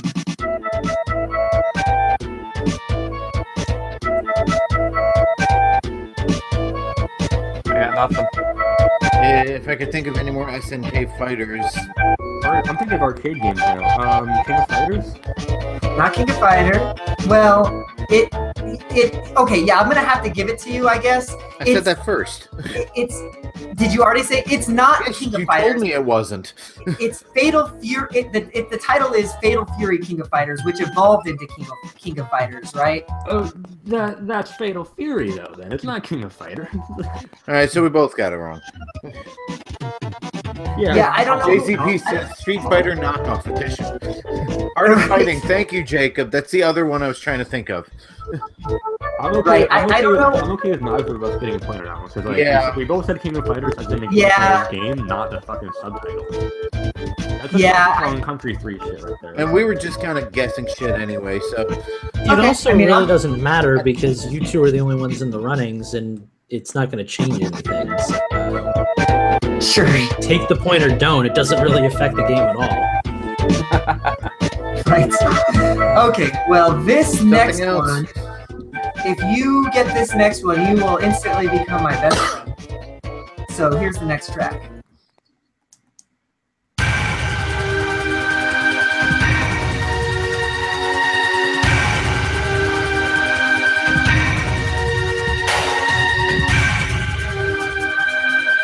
No, Phantom, it's not Illusion of Gaia. I'm guessing it's not Thumper. Nah. It's too mellow to be I Thumper. should probably have chat closed. Yeah, close the chat. I pay attention to it after the round is over anyway, so. Stop fucking cheating. Can I get a hint here? What console is it? This game appeared on GameCube. Shit, that sound was familiar. It's not familiar anymore. Star Fox Adventures. What's that? Star Fox Adventures. No. Can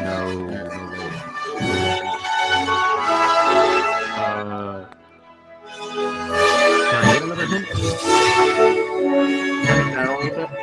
Yeah, let me turn it down too. Okay, so this game is actually a port of another game that appeared on a different console. A GameCube port that Eugene likes. Super Pot Smokers 3. No, that one didn't feature online. Fantasy Star Online. It is Phantasy Star Online. Well done. Ooh. Like, freaking Jacob Taylor, by the way, in the chat got it instantly, and he was, like, screaming, so... Did Justin read the chat then? No, I'd already closed the chat by then, but I swear to God, that first track sounded like something out of Killer Instinct, and I was ready to say that until you said GameCube. So that's why I started going through rare games. I wonder, Jacob, if we were like one of the 12 people that played online on that game together. We probably actually played against each other, or played with each other, so that's awesome. Eugene used Killer Instinct a couple weeks ago. I don't think he'd play it again that soon. Sure. Okay, guys, I believe I have one final track. Or wait. Good, I have a chance to tie it up. Nope, I'm live. That's it. We've got no more tracks. Well, that is the final track. Wait, really? I thought we had 13. Justin came $1 short, and Mike ends up the winner for the week. We'll find out whether I'm still in the show. Well done, Mike.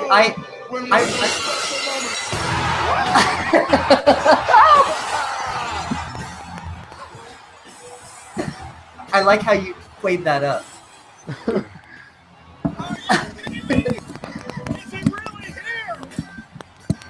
Oh, he's here! Been waiting for weeks to do that. Mike, I have to admit that I've been rooting from you from the get-go as soon as you got Banjo Pilot, so well done, buddy. This is the first time I've heard this song in not like ultra compressed N64 format. Okay, all right. So that was Nintendo's. That was fun, at least for me, anyways. But we're gonna move out of the Nintendo's section, and we're gonna take a little break. We'll be right back with the question block. I need more coffee. I'm falling asleep. And I will be back as well. I was very angry because, like, you know how you can reload a previous game save, rescan an amiibo, and get something different? I wasn't getting anything different. Oh, I kept on scanning the whatever this guy's name is, and it is Daruk. I wasn't sure whether Daruk was his name or the modern guy's name. Anyway, yeah. So I kept scanning Daruk, and every single time he gave me the Stone Smasher plus 17 damage. Every single time, I'm like, God damn it! I have one of these. So I don't know whether they patched out, like maybe they patched out the ability to do that and just, you know, linked an amiibo to an object every day or something, or if I just had shitty luck. But I'm not sure exactly how that works. I know, well, because with my amiibo spoofer thing here, I can set it so then I can like reprogram it to like a different serial number of the same amiibo, and then you can rescan it like immediately, you know. So, and then when I do that, then I get different items. By immediately, you mean after you reprogram it? It only takes a second to program. So probably takes about the same amount of time as reloading a save. No, not even close. Like you literally put the thing on the thing and click a button and then put it back on your amiibo cradle thing or whatever. That's it. I might have to do something like that. Yeah, like I was farming for the Twilight Princess like outfit, and it took me like, I don't know, 30 minutes to get everything I wanted. I know I was talking with Steve about this, but like I buy amiibo, like official Nintendo amiibo, for the actual figurine. If I don't care about the figurine, but I want what they unlock, I'm totally looking up these card things. First of all, there are people on Etsy and eBay that do some beautiful work. I was gonna say I want the cards just because of that. I don't need them. I have a full fucking set of amiibo, but I want a set of cards too. Yeah, like the champions, like these are just amazing. First of all, I was telling this to the guys before, but these are all PVC plastic. They're not stock. They're not paper. So like these are some good solid cards, and the artwork is printed on them beautifully. They're double-sided, and they're just great. Like any. How much did you pay for them? I'm not sure, because what I got for the set of all the Zelda amiibo plus an extra set of the champions for myself, it costs $30. All the other ones are for my son. Dude, you just reminded me I have birthday money. So yeah, like the whole thing costs $30. I think just to get the 22 Zelda ones was $25. And I said, you know, can I get extras of just the champions? And he said sure, and charged me an extra $5 for them. Will you email me a link to that or send me a link to that or something? Yeah, sure. That's right, Steve. You're December birthday too as well, right? When was your birthday, or is? Friday. Oh, fancy. So, yeah. She's a December birthday too. When's yours? The 19th. Oh, nice. Mm-hmm. So 19th, Eugene, yours is on the 20-something, right? 21st. 21st. Oh, wow. So you guys are 2 days apart. Yeah. My aunt's birthday is on Christmas, on the 25th. My mom's birthday would be on the 15th. Should I bid? It's 120.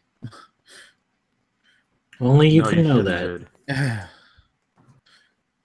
I mean, I did get that one for 135, but he hasn't shipped it yet. So I can get back into the show. Yeah, let's get it rolling, I think. Let me make a note here on my Audacity. You know what? I'm going to snipe with a bottom bid and see what happens. And that's how Justin bought 3 SNES 5 minis. minutes and 55 seconds. All right, guys, let's get back to the show. We are back. Mike is the victor. Lucas played him out with his victory theme, and now we can't find him because he took his shirt off. But We're here. We're ready to do the question block. And yeah, we actually have a lot of really cool questions this week. If you want to be a part of the question block, you can too by going to patreon.com/Infendo Radio. And I believe that this is the $4 tier, if I'm not mistaken, correct? No, 2 y'all or 3. changed everything. $3 tier. So yeah, if you want to join in, and you can put some questions in this section as well. So our first one comes from JZ Beast. I don't know what's happening in this Google Doc, but there's a ghost on there. Yeah. So Justin, why don't you take our question from JZ Beast? All right. Okay. Somebody else had claimed this earlier. If Hollywood decided to make a movie of a Nintendo game or franchise, what franchise would you like to see a movie for, and who should direct it? I'm going to put a disclaimer in here. No, the original Super Mario Brothers movie doesn't count. We're talking about what the hell? All right, I can't look at this anymore because y'all are too distracting.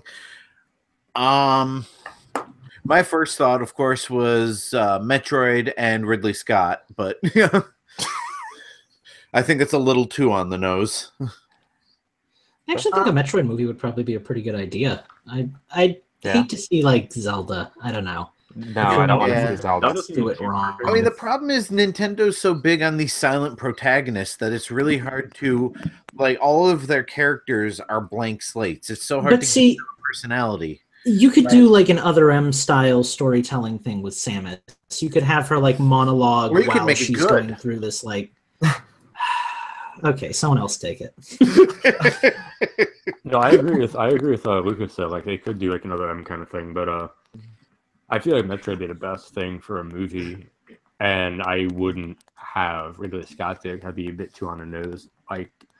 But definitely not Zelda though. Zelda is like too perfect for a movie. Like that's a problem. Like it's so like got that like adventure kind of story to it that like whoever would direct it, whoever make a movie out of it would just fuck it up. Like you can't make Zelda a movie. And honestly, I mean, how annoying would that be to then have a Zelda story that's entirely in movie form that you'd never get to play, that you know people are going to ask. That's exactly what I'm going to say. You know, people are going to ask, how does it fit into the games? Where does it fit into the games? And of course, you get that with Metroid. Metroid has a more distinct and easy to follow timeline than Zelda. Exactly. People would do the same thing there. If there was a Zelda movie and the director's cut came out, would that be considered New Game Plus, or how would that work? Metroid would be incredibly easy to do. You just make a movie right after the events of the last game, and tell that story. Right. I have the answer. I have the answer. You make an animated game or an animated film and base it in the Donkey Kong universe. Oh God! We already had a TV show like that. It didn't work out. Yeah, that worked out. I was gonna say it better be better than that awful cartoon. I want to respond to what Lucas said like 10 minutes ago, but actually, what you were saying about having the other bounty hunters and everything like that, I think would actually make for an interesting Metroid movie. Having her not necessarily go out alone, but go out in a team of bring the Federation force into it. You guys are missing the easy answer, and Jacob Taylor got to it in the chat before I did. Kid Icarus. I like that Justin. That would be such an easy movie.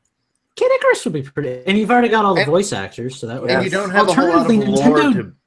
You don't have a whole lot of lore to try and be faithful to there. Exactly. I feel like the biggest problem with Kid Icarus is it's going to have a really small install base, because I think reviews were pretty mixed on that storyline. I feel like I guess wait.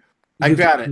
F-Zero, and have whoever directed one of the 100 Fast and the Furious movies do it. So for Kid Icarus, I think if Kid Icarus became a movie, play Captain Falcon. If Kid Icarus became a movie, I think Nintendo would be best to like not even label it like based off the game, because like if it wasn't like tied to a game that no one's ever played, you might get more views on it. So like Star Fox. Nintendo has already movie, and I want to see it. I want to see it not CGI, stop motion. Nintendo has already done an Animal Crossing movie that was an animated thing, and that worked out pretty well in Japan. And I had another one, but it's been buried under nonsense, so just forget it. No one. Let's no do a one's wave got a race response movie. to my, Star Fox. Let's do Glover. Glover. Can anybody still hear me? We can hear Yeah, you. We're I'm just trying choosing not not to. Nobody has any opinion on a Star Fox movie. I don't think a Star Fox movie would be that enjoyable. I wouldn't like. How are you? Is it going to be CGI? Is it going to be animated? Yeah, like, I wouldn't like that. And like they already had that thing. Characters would all be stop motion, like the puppets that you saw in the original box art. I feel like that would just be kind of creepy, though. Yeah, and they you know what? Would make a really good movie? Earthbound, the second Mother game. Oh, yeah. I mean, you've got a story to tell there. It'd be pretty easy to do like kind of a mix between like a Stand By Me with like some sci-fi elements, and you could have a pretty easy start and finish with that. I feel like Star Fox 2 would be like they already have that animated thing for Star Fox Zero, so why do anything else but that? So I think how about Star Tropics, maybe? See, I feel like I know nothing about it. I personally think it's too obscure, but I don't know if that's the. Oh, for sure.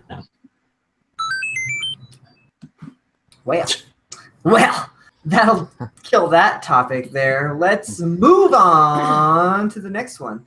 I don't know who's taking this one. There's been some nonsense that's going on in the doc. I'm thinking it's Mike. Whoever's taking Corky Dog's freaking Whoever's response. taking You gotta learn how to say. You gotta learn how to say his name. I want to say Not a Corky hard every name. time. But Corky is an actual type of dog. that's Corgi, But not that's Corky. a corgi, dog. It's not Corky, it's corgi. See? This is on like 10 different levels here. Okay, so anyway, I'm taking this. It has my name on it. It's Corgi With the- dog. Shut the fuck up, Steve. I'm talking. So with the Super Nintendo Classic being so scarce, unless you're one of the scalpers, it seems. What are you guys' opinions of other retro consoles out there, such as the Super Retrocade? I realize these aren't all Nintendo games, but some great classics are on these kind of things.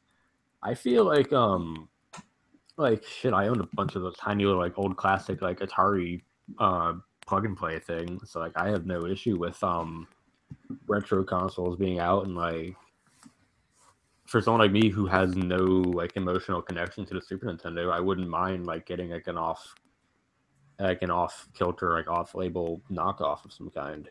And that's totally okay with me. I mean, if you want to make something that allows people to do that, and it's not totally done in like an illegal way, like breaking some kind of random Nintendo law or Sega law or whatever, like go for it.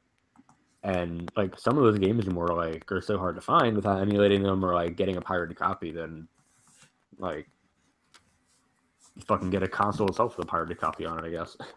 But like I wanted this topic to talk about the scalping issue, because I was trying to find an article about this on the fucking news channel it was on, but my local ABC News at noon channel was talking about holiday shopping and how scalpers are like destroying eBay and everything, and they were talking about how this Barbie dollhouse sells for $300, but on eBay it's like $1,300.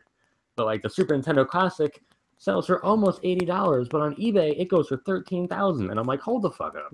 Okay, I'm gonna jump in here. No, not until I jumped in, because I want to finish this. Like it got to the point where like they're saying that the standing governor or whatever of New York wants to fucking ban scalping online. He's like, oh, they can block the box on that. They can totally block all the scalping things and stuff.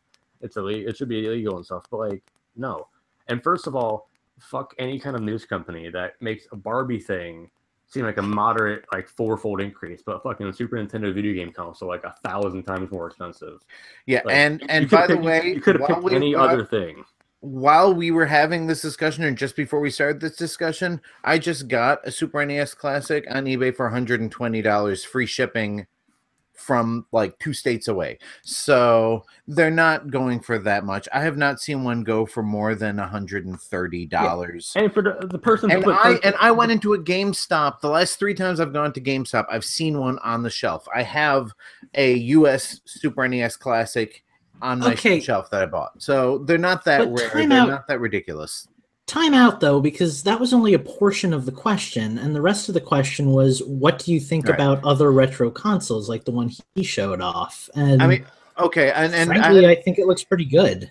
Yeah, I mean, I had a question about that actually. Now, are we talking about other retro consoles that play Nintendo games, like the knockoffs, or are we talking about No, like it's just like the in Sega general. ones, the Atari ones, stuff like that? Yeah. I think you make it a general discussion. I think. Yeah, because I mean, I know that the quality, especially like the at game ones, the quality is hit or miss. But like, I got my son a portable Sega Genesis for Christmas last year, and he loves it. And you can load ROMs onto an SD card and play those off of that. So I put on like all the Sonic games and like a Power Rangers game, Ninja Turtle game, other stuff that I figured he would like.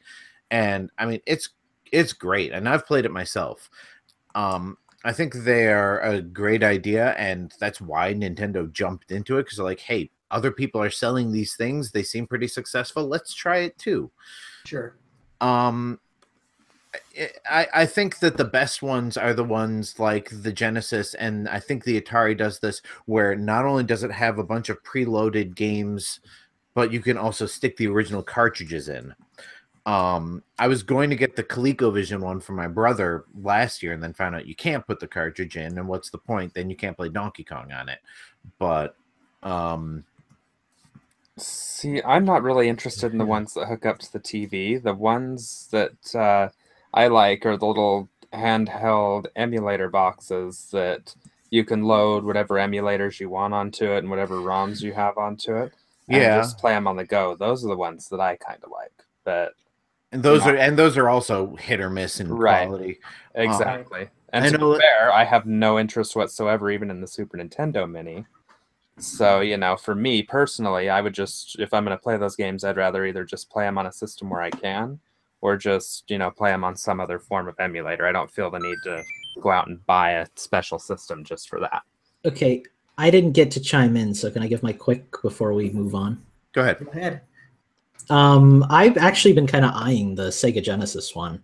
And the reason for it is because I never actually owned any Sega systems when I was a kid. I was kind of too young to make that decision. So, like, Sega they're not Genesis perfect, one? but they have a little Sega Genesis Classic that looks a lot like the SNES Minis that they sell. It's got a bunch of old Sonic games and crap like that. Because I know they have one that looks like the Genesis 3 that's been out for a couple of years, but they have another one that just came out this year that looks like the original first generation Genesis that has HDMI out. I don't know what the difference is other than that. I have no idea because, like I said, I didn't grow up with a Sega Genesis, but I like the idea of getting to hold the controller and playing the game like it was originally meant to be played. Yeah. So that's the appeal of the SNES and NES Mini to me. Yeah. Well, cool. All right. Well, I guess that's it for that question. Let's move on to the next. And again, I don't know who's taking this one. Oh, no, I do know who's taking this one. Duh. Lucas, why don't you take us away with our next question for Minus? What about Steve? Lucas, let's do Minus's first, and then we'll circle around, I guess. You ignored Steve and Phantom. Okay. Well, it's not exactly my fault because apparently Justin likes big hairy butts. So yeah, forgive me. Okay. Well, Minus flatteringly asks, when will Lucas have his game available for the Switch, or maybe just a demo? And he also asks, if you gentlemen were to make a Switch game, what type of game would it be, and what would your end boss be? Nice guy. It's already done, my friend. You're all set. So God willing, someday, I mean, that would be amazing. I would love to have my game out on an actual Nintendo system. That's like my I can die happy dream. I don't know if it would be ready in time for the Switch unless the Switch does really well and I learn how to produce for consoles, but please stick with me. In terms of if I were designing a game for the Switch and what would the final boss be, my game would be called Hue Adventure. You would play as a little robot named Hue. You would recolor things, and the final boss would be named Chroma, and that's all you're going to know about that because I don't want to give away spoilers if and when I actually do make it. But I would just make my own game because I'm already working on one. Anybody else? How's that demo coming along? When can I play that? pretty damn soon, actually. I've got like 2 things left to do, but I keep putting it off because I guess A, nerves and fear of being judged by humans, and B, I'm actually pretty busy with work stuff. And C, I just got Monopoly today, so that's going to distract me too. But I literally have like 1 night's worth of hard work left in me, I think, and then I'm all set. So let me know how Monopoly is, hopefully before the sale ends, because I've been eyeing that. Okay. So, gentlemen, if you were going to make a video game for the Switch, what would it be and why? And bosses and stuff. I don't know about bosses, but I have actually had an idea for a game that if I made video games, I would love to make. If you steal the game, please let me in on it. For many years, I've wanted to have an open world fighting game with mechanics very similar to the N64 wrestling games, where a match could go on for 20-30 minutes if you let it. Those are so good. And but instead of being restricted to the ring, you can run like all over a city the size of like Grand Theft Auto 3 or something like that. And maybe one match will start out on a roof and you knock them off the roof, or you start out here and you can knock them into a store or whatever, and just like run all over this big open world fighting each other until one person doesn't get up again. I don't know what the final boss would be because never got so far as to actually creating characters for it. I'm just looking at the like 1-on-1 or hell even 4-on-4 fighting aspect of it. I know Lucas and I at one point were like making sprites for a Monster Hunter like Pokemon game, and that was kind of like a thing I would try to do. Like, I don't know, like a turn-based battle game. Sorry, I'm making a lot of noise. I just moved to a table, but like a turn-based battle game. Shut the fuck up, Steve. You're not want to talk. Dinner eating motherfucker. Yeah. I don't know, like turn-based like battle game of some kind. Maybe have some card battle in there. Actually, no, I got nothing. Actually, no. I'll save that for me. I was very tempted not to talk about mine, but I'm like, I'm never going to make this game. So as long as we've got it documented on the internet that I had this idea on this date, if anybody steals it, I can sue. So want to say the date out loud so we've got that cemented on the podcast? Today is December 6th, 2017. So if you want to make this game with my idea, just put my name in the credits and write me a check every once in a while. I don't know that I'm creative enough to answer this question. I like people to make games for me so that I can enjoy them. But I don't know. If I were to make a type of game for the Switch, I think one of the games that let me start that over. One of the genres that the Switch is just crying for is RTS. I think we were talking about this last night, maybe. It was when I was playing with Phantom and Hacks, I think, actually, and when we were playing Rocket League. But yeah, one of my favorite games of all time is Red Alert 2. I actually regularly go back to play that. Like, put that on the Switch. That'd be cool. Like, just point and click. You can drag and drop with your finger. Like, yeah, give it to me. That's what I want. And see, I, like you, am not creative enough to even think about designing a game, but I would probably wind up making some sort of a platformer since that's what I, play the most of. So, and boss, I don't know, Donkey Kong. Just fight Donkey Kong in some platformer. That would be awesome. Just for shits, Why not? Yeah, that's I mean, Donkey Kong game for Steve. That's right up your alley. So let's do it. And my original was going to be probably just be a 2D platformer game because that's what I love. But then this old 20-year-old idea jumped back in my head. Sure.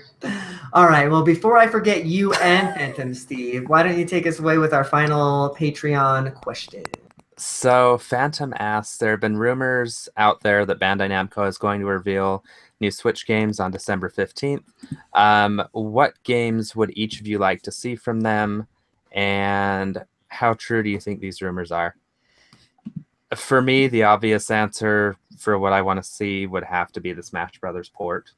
I really think it's going to be an enhanced version of Smash Brothers, for Wii. I want to see it, like we were talking earlier, revealed with a new character reveal. So, I know that's not Taylor very in original. chat before they've got a delay. Jumps right in. Don't forget, Bandai Namco made Smash, and of course, you said Bandai Namco. My first thought is Smash. It's funny that none of us are thinking of actual Bandai Namco games. We're all thinking of this game that they helped make. That we all want. I just want Tekken 7. Yeah. I want that would be nice.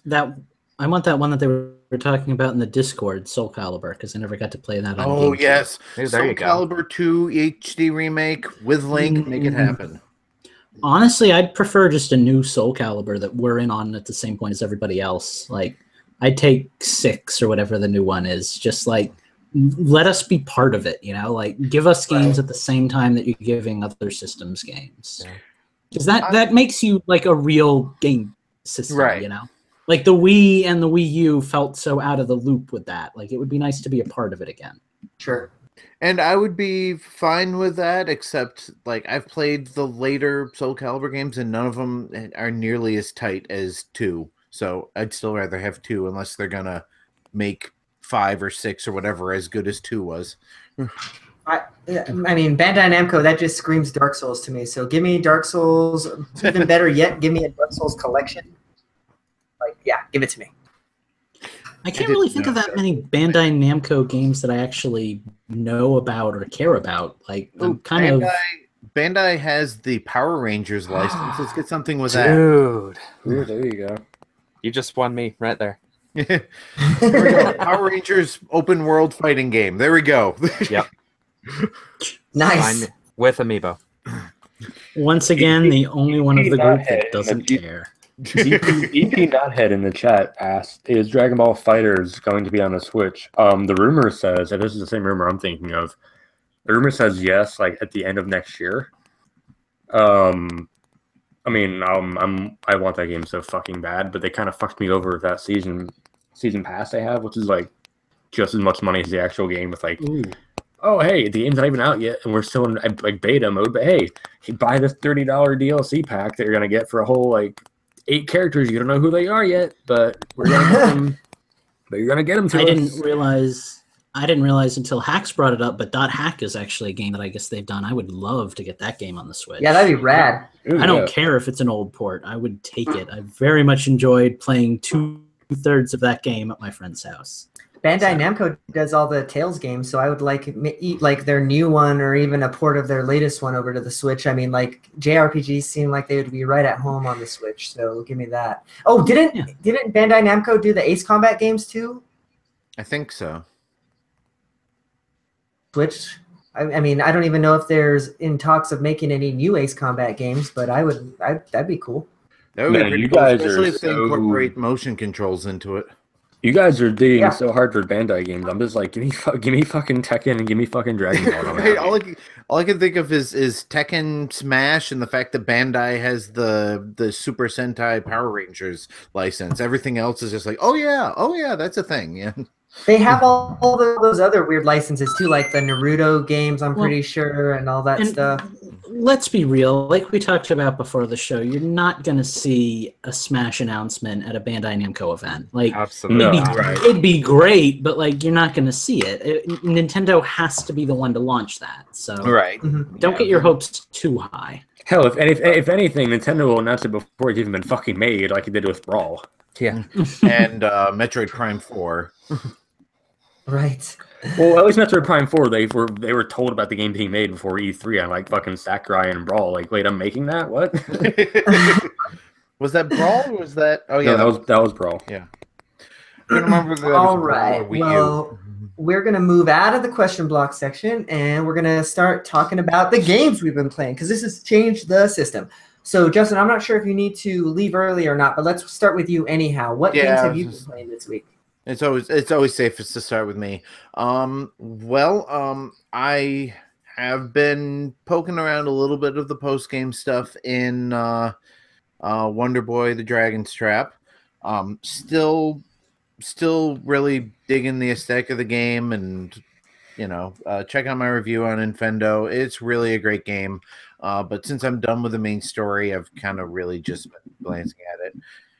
I played a few matches of Rocket League with these nut jobs and Oh, yeah, that was fun. suck at it, but it's still good fun. So I thank made you all. Justin crack the fuck up too, man. I don't even remember.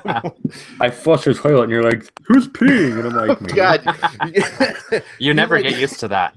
You stalled the whole game. None of us could play because we were all laughing at the toilet flushing. You all guys being booted for inactivity. Yeah. And then fucking Eugene and I are backing into each other, and I'm like, yeah, Eugene and I are a thing down, and fucking Justin's like, "You're all about that," and I'm like, oh. He just started cracking up. And anyway, before I run out of time here, so yeah, Rocket League, never played it before, so the Switch version is my first exposure to it, and yeah, I can see why everybody loves it. I just wish I wasn't terrible at it. They popped your cherry too, huh? No, yeah, well, I've heard about it for quite a while. So have I. I remember previous podcasts talking about it a long time ago, but yeah, so hopefully, as long as, our Infrendos are playing it, I'll jump in and play a few rounds with you. Just, if I'm on your team, I apologize. I've gotten back into Breath of the Wild, mostly because I got these, I'm not going to pull them out of the package again, but these nifty little Champions Amiibo cards. And I wanted to scan those in and finished up a couple side quests and just getting antsy about the Champions Ballad coming out, hopefully before, Christmas. We got to place bets on when that's coming out. I say December 16th or whatever that Thursday, Friday happens to be. I don't know. We'll probably, maybe they'll do direct. I was saying maybe they'll do what we were predicting they'll do before. They'll announce that it exists and then it'll be out that day or later that day. Ooh, that cool. Isn't there some kind of Nintendo Direct coming out on the 12th of this month? What's that about? Yes, oh my God, a cat just flew across Eugene's screen. It's a Zelda stream, so hopefully they'll be saying something about it then. But it's yeah. They announced that. Yeah. Okay, my suspicion is that they're going to announce that it's available like the moment the stream goes up, because that seems to be their MO with this kind of stuff. Yeah. And since mine's already bought, I just have to turn on my system and it'll be all set to go. Ooh, Minus brings up a good point that they could announce it tomorrow night at the Game Awards. That's true too. Ooh, because they are a sponsor of the Game Awards, and they showed us our first glimpse of Breath of the Wild on there, so there's a good chance we'll hear something about it. I hope not, because I have to be up really early on Friday morning, and then I don't get to play it on Thursday night. I probably won't get to play it until not this weekend, but next anyway. So, Mario Odyssey is still a thing, still jumping in. And, I'll jump in and say, I'll just grab a couple of moons, and then an hour and a half later, I'm still playing it. So, I just kind of bounce around from kingdom to kingdom. I don't really commit myself to anything. It's just kind of especially if I find one of those paintings that transports you to another kingdom, I'll just stay in whatever kingdom it transports me in and start doing stuff in that one. So, yeah, nothing really fascinating to talk about. All same old, same old. One of these days I'll get Skyrim and have something to say about that. But for now, it's just Mario, Zelda. Fair enough. Well, just in time for the timer, too. So that's good. All right. I'm going to dignify that with a response. All right. Mike, what have you been playing this week? So obviously I've been away from everything. On Monday I turned my Switch off. I let it die. I haven't played it since, because I've been trying so hard to fucking study and get through school on Monday and be done. But while I was playing, I did play Rocket League with these guys on the weekend. Everyone, including Eugene, but Steve, because Steve got on late. He's a fucking moron. No, that's because I was fighting my iPhone. Like I said, moron. But we all played. It was a blast. We got a bunch of Infrendos on there. We got Phantom. We had Modern. We had Sky Pharaoh, however he wants to pronounce himself. But that was a really fun run, and we won most of the games. I leveled up a little bit. But that's a game that you can just pick up and dick around with, really. You don't even need to try. And we did that the item mode, and that was a blast. What else did I play? I played a little bit of Dragon Ball Xenoverse because they have that new figure mode, like as a little like board game kind of thing, and that's pretty dope. I just need to get into it more, but I haven't played in a while because of school and shit. But I did beat Mario Odyssey 100% finally. I did finally get all the Wow. I cannot imagine 100%ing that game. I don't know how you guys are doing it. It's crazy. crazy. It took me longer than Lucas, but Lucas just grinded the fuck out of it. Whenever I played it, I grinded it, but like Lucas was just like, "I'm getting this," and I'm like, honestly, I wasn't even a man on a mission for that game. It just kind of happened naturally. Like Breath of the Wild, I felt like I had to put in a lot of work for. With Mario Odyssey, it was just kind of like, oh, there's only like 5 moons left in this world. Let's plop an amiibo down, and like that was the extent of it. Yeah. I think it's funny because I've been the complete opposite. Like I got totally absorbed in Zelda, but Mario Odyssey is just kind of a time killer for me.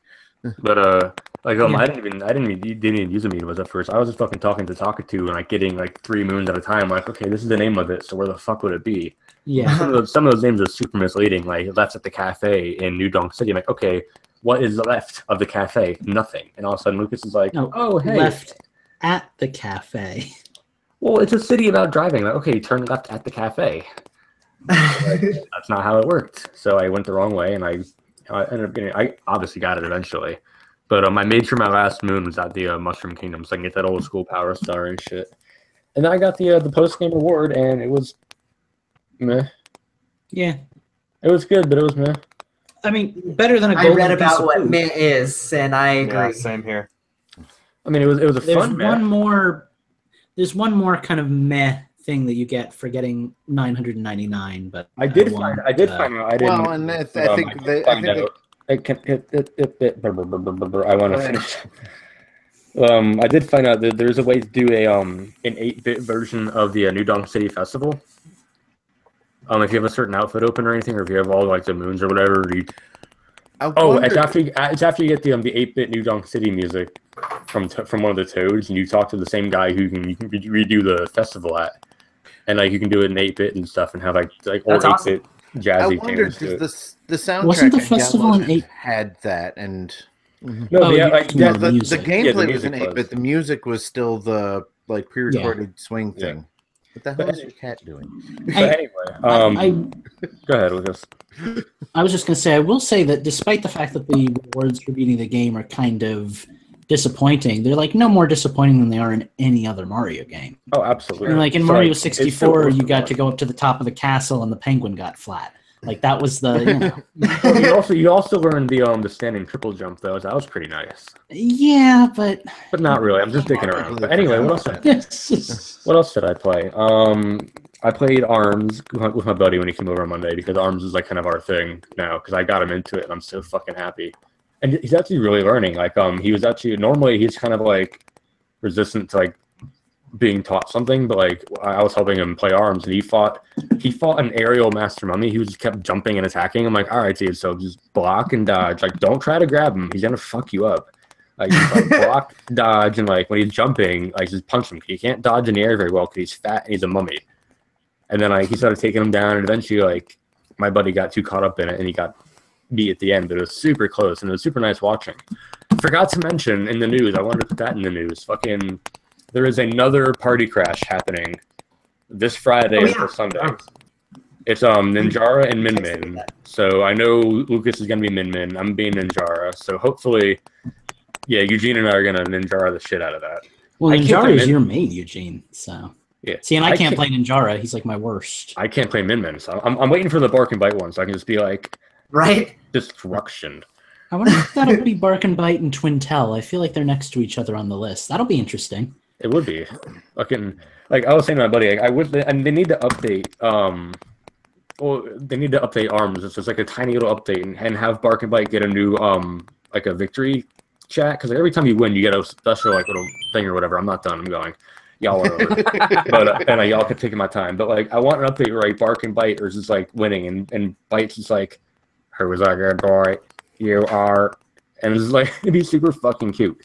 But besides the ARMS, all I've been playing is Pokemon. I got back in Ultra Sun because like literally I can just pop that in for a few minutes while I'm studying, And I'm at the grass trail right now, and I'm getting my ass kicked by this fucking Totem Lorantis because all my Pokemon are weak to fucking either fighting or grass. And now, fucking his fucking ally Pokemon keep healing him and boosting his defense, and I'm running out of shit. But I'm gonna win eventually. I'm in a position where eventually I will have to win via struggle. So I got this. It's gonna take a lot of time. Nice. I don't even care. I'm gonna do it that way if I need to. I seem to remember Lucas struggling with that one too.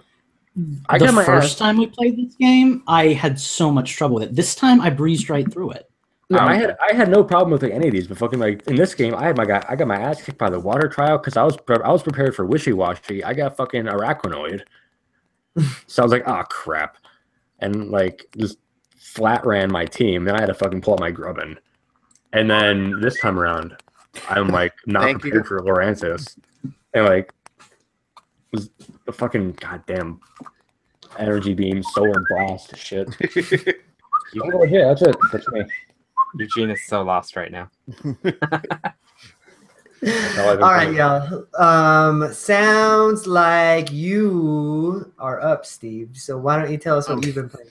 I might have to drop out at any moment, just so y'all know. So do you want to do your outro real quick? Say follow me on Twitter at InfendoJustin. All of my gaming information is on there, and so on, etc., etc. Go ahead, Steve.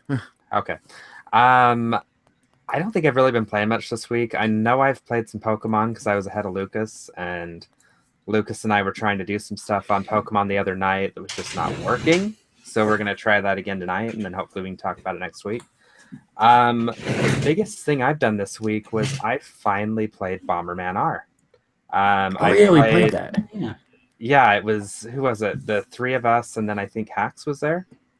No, Hax was talking to us in a Discord. He didn't play. No, Hax was playing with us. Hax played Bomberman with me and Steve. That's what it was. Well, Phantom played with all of us, I think. Yeah, we played Phantom with the three of us. That's right. So it was me, Lucas, and Hax. I played Bomberman R for the first time. I played as Pyramid Head because he's, I don't know, just a character that I know because I've played the Silent Hill games. That was so much fun. I don't know why. You held your own. I had never played before. I had them running from me because Pyramid Head has this ability where when you push his ability button, he goes slow, but if you touch him, it's an instant kill. So I would get next to them, and they'd be like, "Oh shit, he can kill me!" So they'd run, and I'd be chasing him, trying to catch up. So, and then we found out that if you play Pyramid Head, like if everybody plays Pyramid Head, he is immune to his own ability. So if three Pyramid Heads are playing together, you just as well not use an ability, or all you're doing is slowing yourself down. Sure. I have not laughed that hard in a very long time. I was in tears. I had a headache. I laughed so much. It was so much fun. So if you guys don't have Bomberman R, you seriously need to get it. You should have listened to Mike and Lucas earlier when they were shut up, Siri.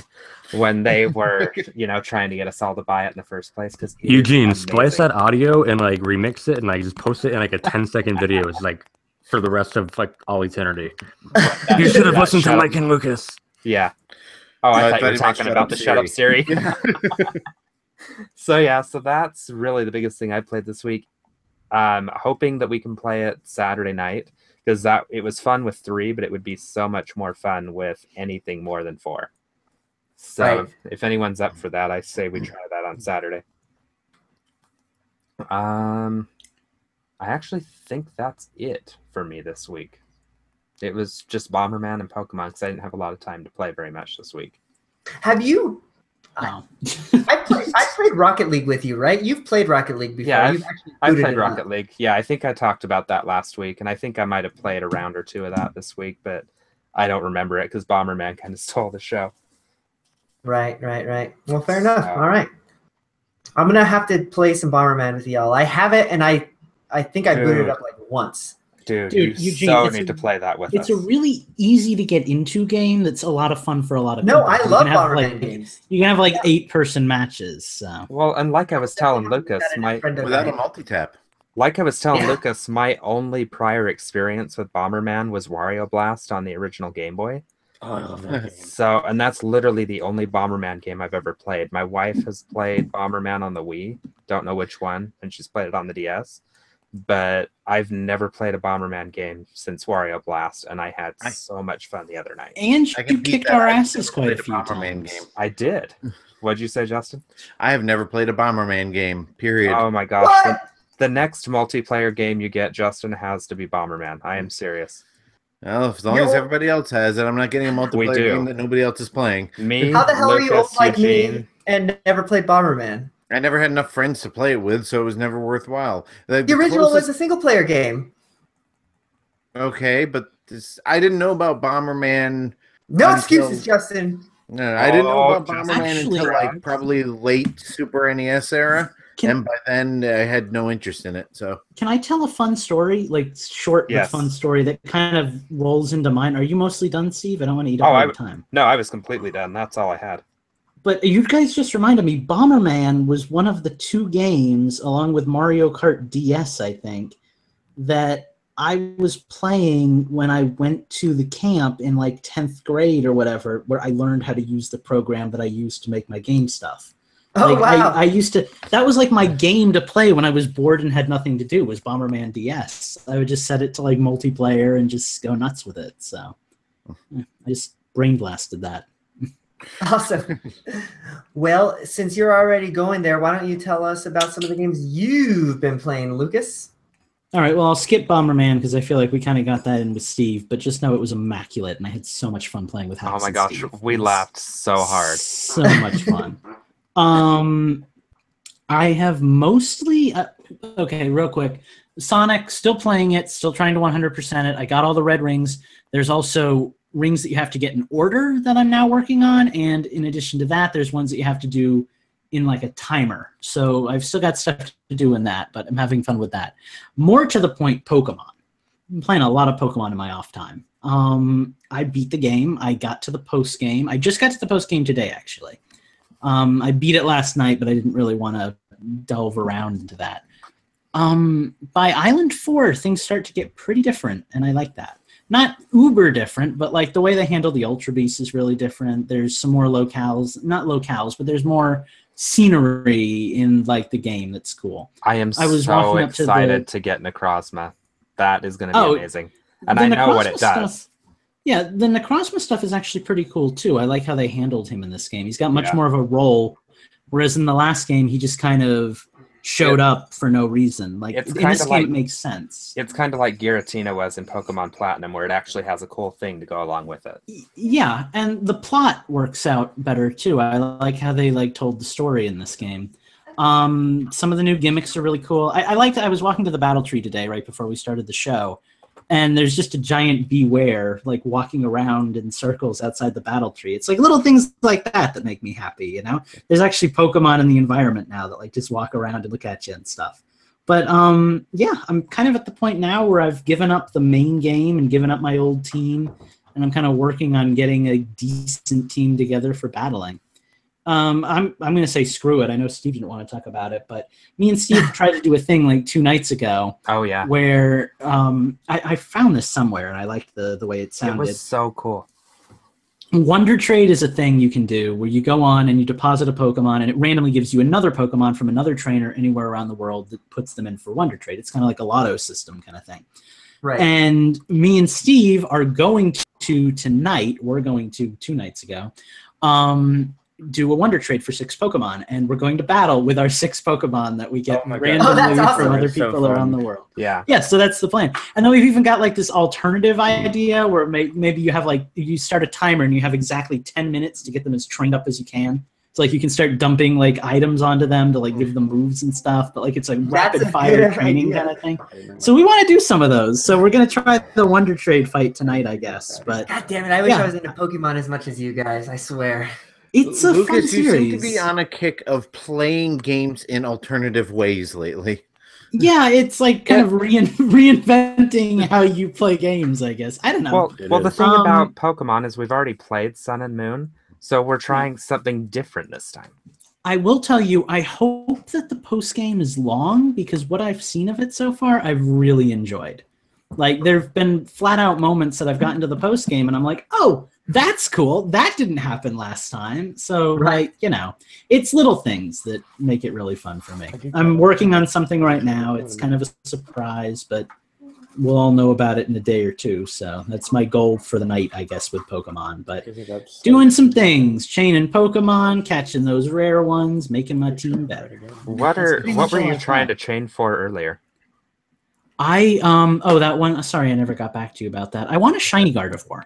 Because she's like one of my favorite Pokemon. So I'm thinking about breeding for one just because I want a blue Gardevoir. Gotcha. But yeah, I don't know. That's kind of been my whole thing. I haven't really put in that much work on trying to get really amazing Pokemon yet. So we'll see what happens. And that's all I've got, I think. Oh, what else have you been playing? Just that? Well, Mike got me Monopoly for a Christmas present, so I played a little bit of Monopoly today. Waiting to see how that goes. I'm gonna get mine hopefully by the time I get home, and I'm gonna try that shit out. There's a ton of game modes, and like I've only tried like the classic one right now. But like I was maybe 30 minutes into it, and we were starting the podcast, and I was like, I don't have time to do this right now, so I just turned it off. But is there forward to having some Monopoly? I think so, but we don't really know. We're gonna have to do something. I know there is local. There is online. I don't know if there's online. There is online, okay. But you don't know if there's friend lobbies. Yeah, I'm not sure how that works yet. I'll figure it out tomorrow. It'll be the first thing I do. Okay, so that's the goal, I guess. But hey, I got a free game, and it's a game I wanted to buy anyway, so I'm excited. Merry Christmas. And thank you, Mike. No problem. Oh, and I have a couple of Christmas presents in the mail for Mike and Steve specifically. If anybody else wants to do Christmas, let me know. I just didn't want to make it awkward and like give you presents if you didn't want to make that a right. Thing, so. But I knew Mike and Steve were getting me something, so no offense to Eugene and Justin. I went with the guys that had already kind of initiated the Christmas givings. I'd be happy to do a gift exchange with either one of you fine gentlemen. Yeah, no offense. I get it. I'm not getting you an SNES. I'm already spending money I don't have on my kids, my girlfriend, and myself. So. Hey guys, I gotta take off. Like I know it's like a minute before we're done, but I'm getting ready for bed and stuff. Everyone's going to bed, so I don't want to be up too late. Okay. All right.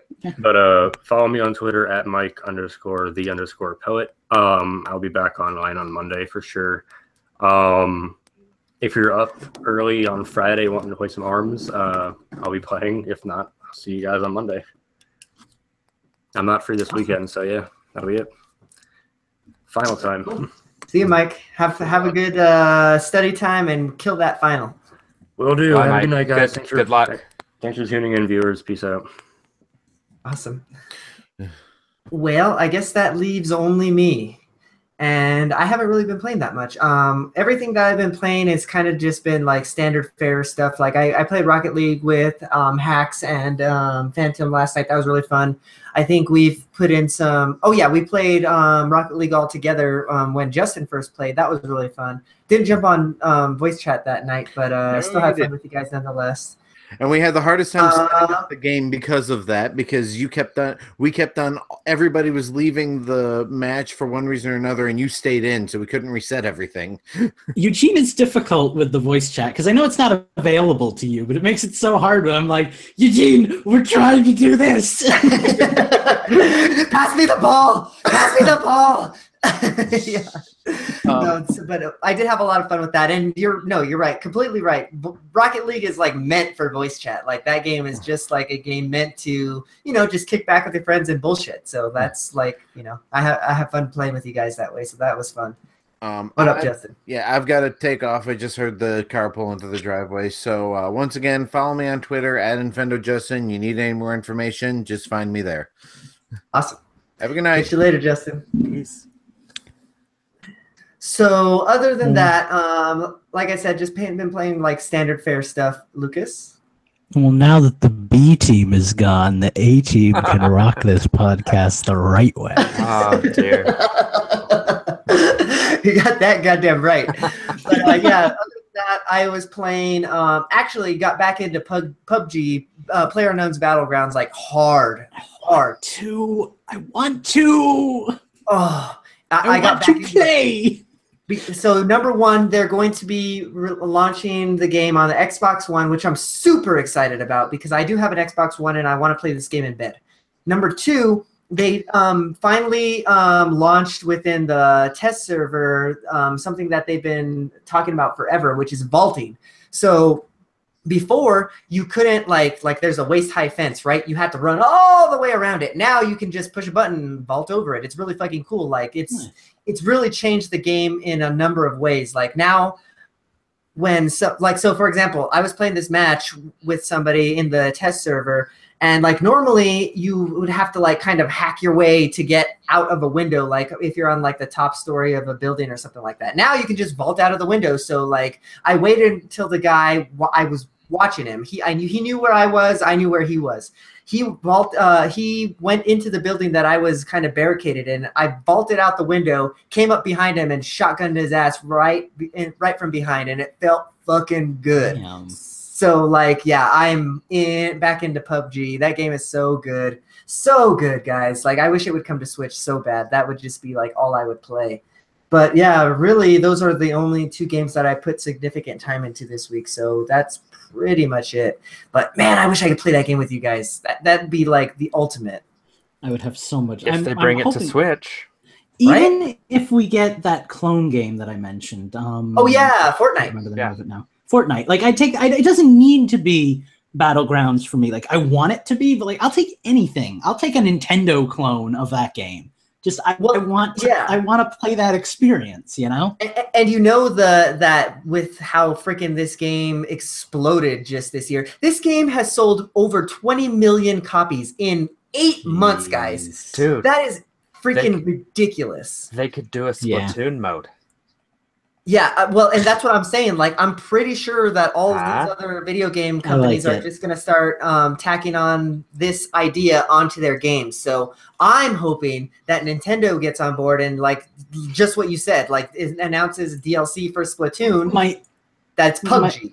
My only fear with that is Nintendo is so bad at copying other people. They're so good at coming up with, like, weird, wacky, original stuff, but they're so bad at jumping on bandwagons, you know? Sure. Well, I want them to. Even still, like, I want other companies to jump on this bandwagon. Like, I want the next Call of Duty to include a Battlegrounds type mode, right? Because then maybe the Call of Duty, because, you know, that's a big franchise, maybe we'll actually get a chance for that to appear on the Switch. Yeah. So, well, like, the thing that appeals to me is that it's one of those rare examples where it's like a type of game that I've never played. Like, I've never had that experience before, you know? I've played first-person shooters. I've played Splatoon, but I've never gone into an island with 100 other people and tried to kill them. Like, that sounds like fun. I want to do that. Yeah, and I guess so. It sounds like some of the listeners, even in the chat, don't really know what this game is about. So I guess it's worth explaining exactly what this game is. So the basic premise of the game is you and 100 people are all on an island. And so you start off on an airplane, and everybody's on the same airplane. The airplane just flies across the island. You can jump out at any point, and then that's it. Last person alive wins. And, like, you go and you can scavenge for items. You can go and, like, just hide out if you want. I mean, it's great. But the key thing about this game is that over time, there's, like, this energy ring that closes in on the battlefield. So what was once a like 10-kilometer island that you get to explore starts shrinking and shrinking and shrinking and shrinking until finally like there's only 10-15 people left in like a little like building, and then shit gets real. And oh guys, this game's so good. Like I'd do anything for this game to come to Switch. I know it's probably not going to, but hey, maybe it will. I don't know. I'd kill for that. This game is so good. So, all right. That's enough gushing over a game that is not even on a Nintendo console. So, with that said, guys, I guess that brings us to the end of the show. But I just wanted to reiterate for everybody who's still listening, and for everybody who has listened to the Purdue show, that thank you guys so much for just being a part of what we do. Even if you're not giving us money on Patreon, even if you're not, writing in on Twitter, like even if you're just downloading the episode and enjoying it that way, thank you. We really appreciate that. So like, that's great. We see our numbers for the downloads going up each and every month. So we couldn't do that without you guys. So thank you very much. With that said, I am going to close out the show with our plugs. So you can find me on the internet at Infendo Eugene. You can find Infendo on the internet at Infendo. And you can find all of the stuff that we're writing on our blog at www.infendo.com. We actually have a couple of listeners that have written in. Actually, our SNES contest winner is one of the people who writes on the Infendo blog. So thank you for that. So if you want to get involved in that, you can just email me at eugene@infendo.com, and we'll see if we can't get your stuff on the blog. So, Lucas, where can we find you this week? Well, my silly Twitter is Mike_DA_parrot. My game design Twitter is LUKASPEACE _LucasPeace_. Follow me because I'm hoping to have an announcement like this week, God willing. Short of that, I don't really know. I guess Infendo.com is a good place. You could find me there. I need to write something for that site now. It's been a while, but yeah, your last review was good. I read that one. The Sonic one? Last one, Sonic Forces? Yeah.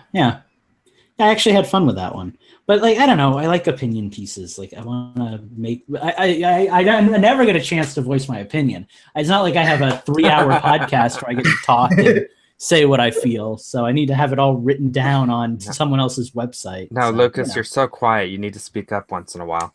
Yeah, I know. I just have this problem projecting. But anyway, so I don't know. Follow us all there. That's a good place to go. Awesome. Steven? You can find me at Gentis1 on Twitter, and we also have a Discord. I think you can find that. I think it's on our pinned tweet on Twitter. Is that right? It's within. I don't know if it's on the pinned tweet, but it's definitely within the profile. So if you open up the Infendo profile, you can get the code or the link to get into our Discord channel. So we do have a very active group of people that are in there. The 5 of us pop in and out, as often as we can, but we do get busy throughout the day. But our listeners that are on there, they're all really mellow, a lot of fun to talk to. So hop in there if you're ever looking for someone to talk to. I think we've got voice channels set up for most of the major multiplayer games that are on the Switch that most of our listeners seem to be playing. If we're missing any, let us know. Right. And we can create one. But it's a really fun thing to check in on. A lot of times, when I don't have anything to do throughout the day and nothing's going on our private group, I'll pop into Discord and, chat for a little bit. And it's just so much fun. Right. And yeah, thank you. I believe that the original person that set that up for us was Phantom. And, you guys know all about Phantom if you listen to Infendo Radio. So thank you for setting that up, Phantom and Hacks. So, yeah. Phantom and Hacks. Yeah, I was going to say, it was the pair. He's listening again. We got to be careful what we say about it. Yeah, so definitely join our Discord channel. We got a lot of great people in there. You'll have a great time. Just pop in. Don't be an asshole. Yeah. Save that for us. Yeah, exactly. That's our job. We've got that shit covered on lock. All right. Well, I guess that's it for us this week. We ain't got to plug Justin or Mike. They already did that themselves, so they're thoroughly plugged. Guys, it's been a week. It's been an episode. It's been fun. It's December time, so I think I guess I should have said this maybe in the beginning, but maybe we can start theming some of these Nintendo's questions like Christmassy themes. If you guys have any suggestions, you can throw those in our patrons. So that would be great. All right, guys, let's get out of here for the week. What do you say? Sounds good. I say yay. Lucas and I have a battle to attend to. Yeah, that's right. And I still have all right, shit to do. guys. Thanks again for listening to us this week. We'll see you all next week. Peace. Bye-bye. All right. Let me make note of my Audacity here. So what's great is we got everything this week because, like I said, I downloaded that program. So we'll have lots of fun stuff for the outtakes. Yeah, we will. That's going to be awesome. Good. So I guess I can stop recording because you're already recording anyway. So there's no point in going above and beyond, right? Exactly. Yep. And I need to start exporting because it's a 3.5-hour track, and that's going to take like 20 minutes. Right. Yeah, I might as well also begin. I'll put it in my folder that I used for my Christmas music. Sigma's Very Merry Christmas Selection. I was listening to that Christmas music that you put in the drive today, all day. I was rocking out to that. Good. I'm glad it's getting some use. That makes me happy. I'm planning on downloading it this weekend and putting it on my phone so I can listen to it at work next week. I like to think it's a good balance of actual video game Christmas music and memes that works well together to just put a little funny in your day without being overly so. It's not quite on the same Andy? level as the NBA playgrounds. Right. What's going on, Andy? You don't got your dog today. No, not today. She's I don't know where she is actually. She's disappeared somewhere. What's up, Phantom? What's up, Michael? What's up, guys? Did you just call him Michael? I meant to say Minus, and then I just went with his real name, and it was too late to go back. Eugene doesn't know who any of us are. If you say Mike, odds are you'll get one of us. So. Yeah. I wanted to make a joke, but it might be in poor taste while we're on the live feed, so Oh God. we'll hold off on that one. Yeah, we could kill that. I've already X'd out of the YouTube chat. Bye, chat. Yeah, let's say goodbye to the YouTube chat. See you guys later. I'm gonna Goodbye end to the broadcast. Yeah.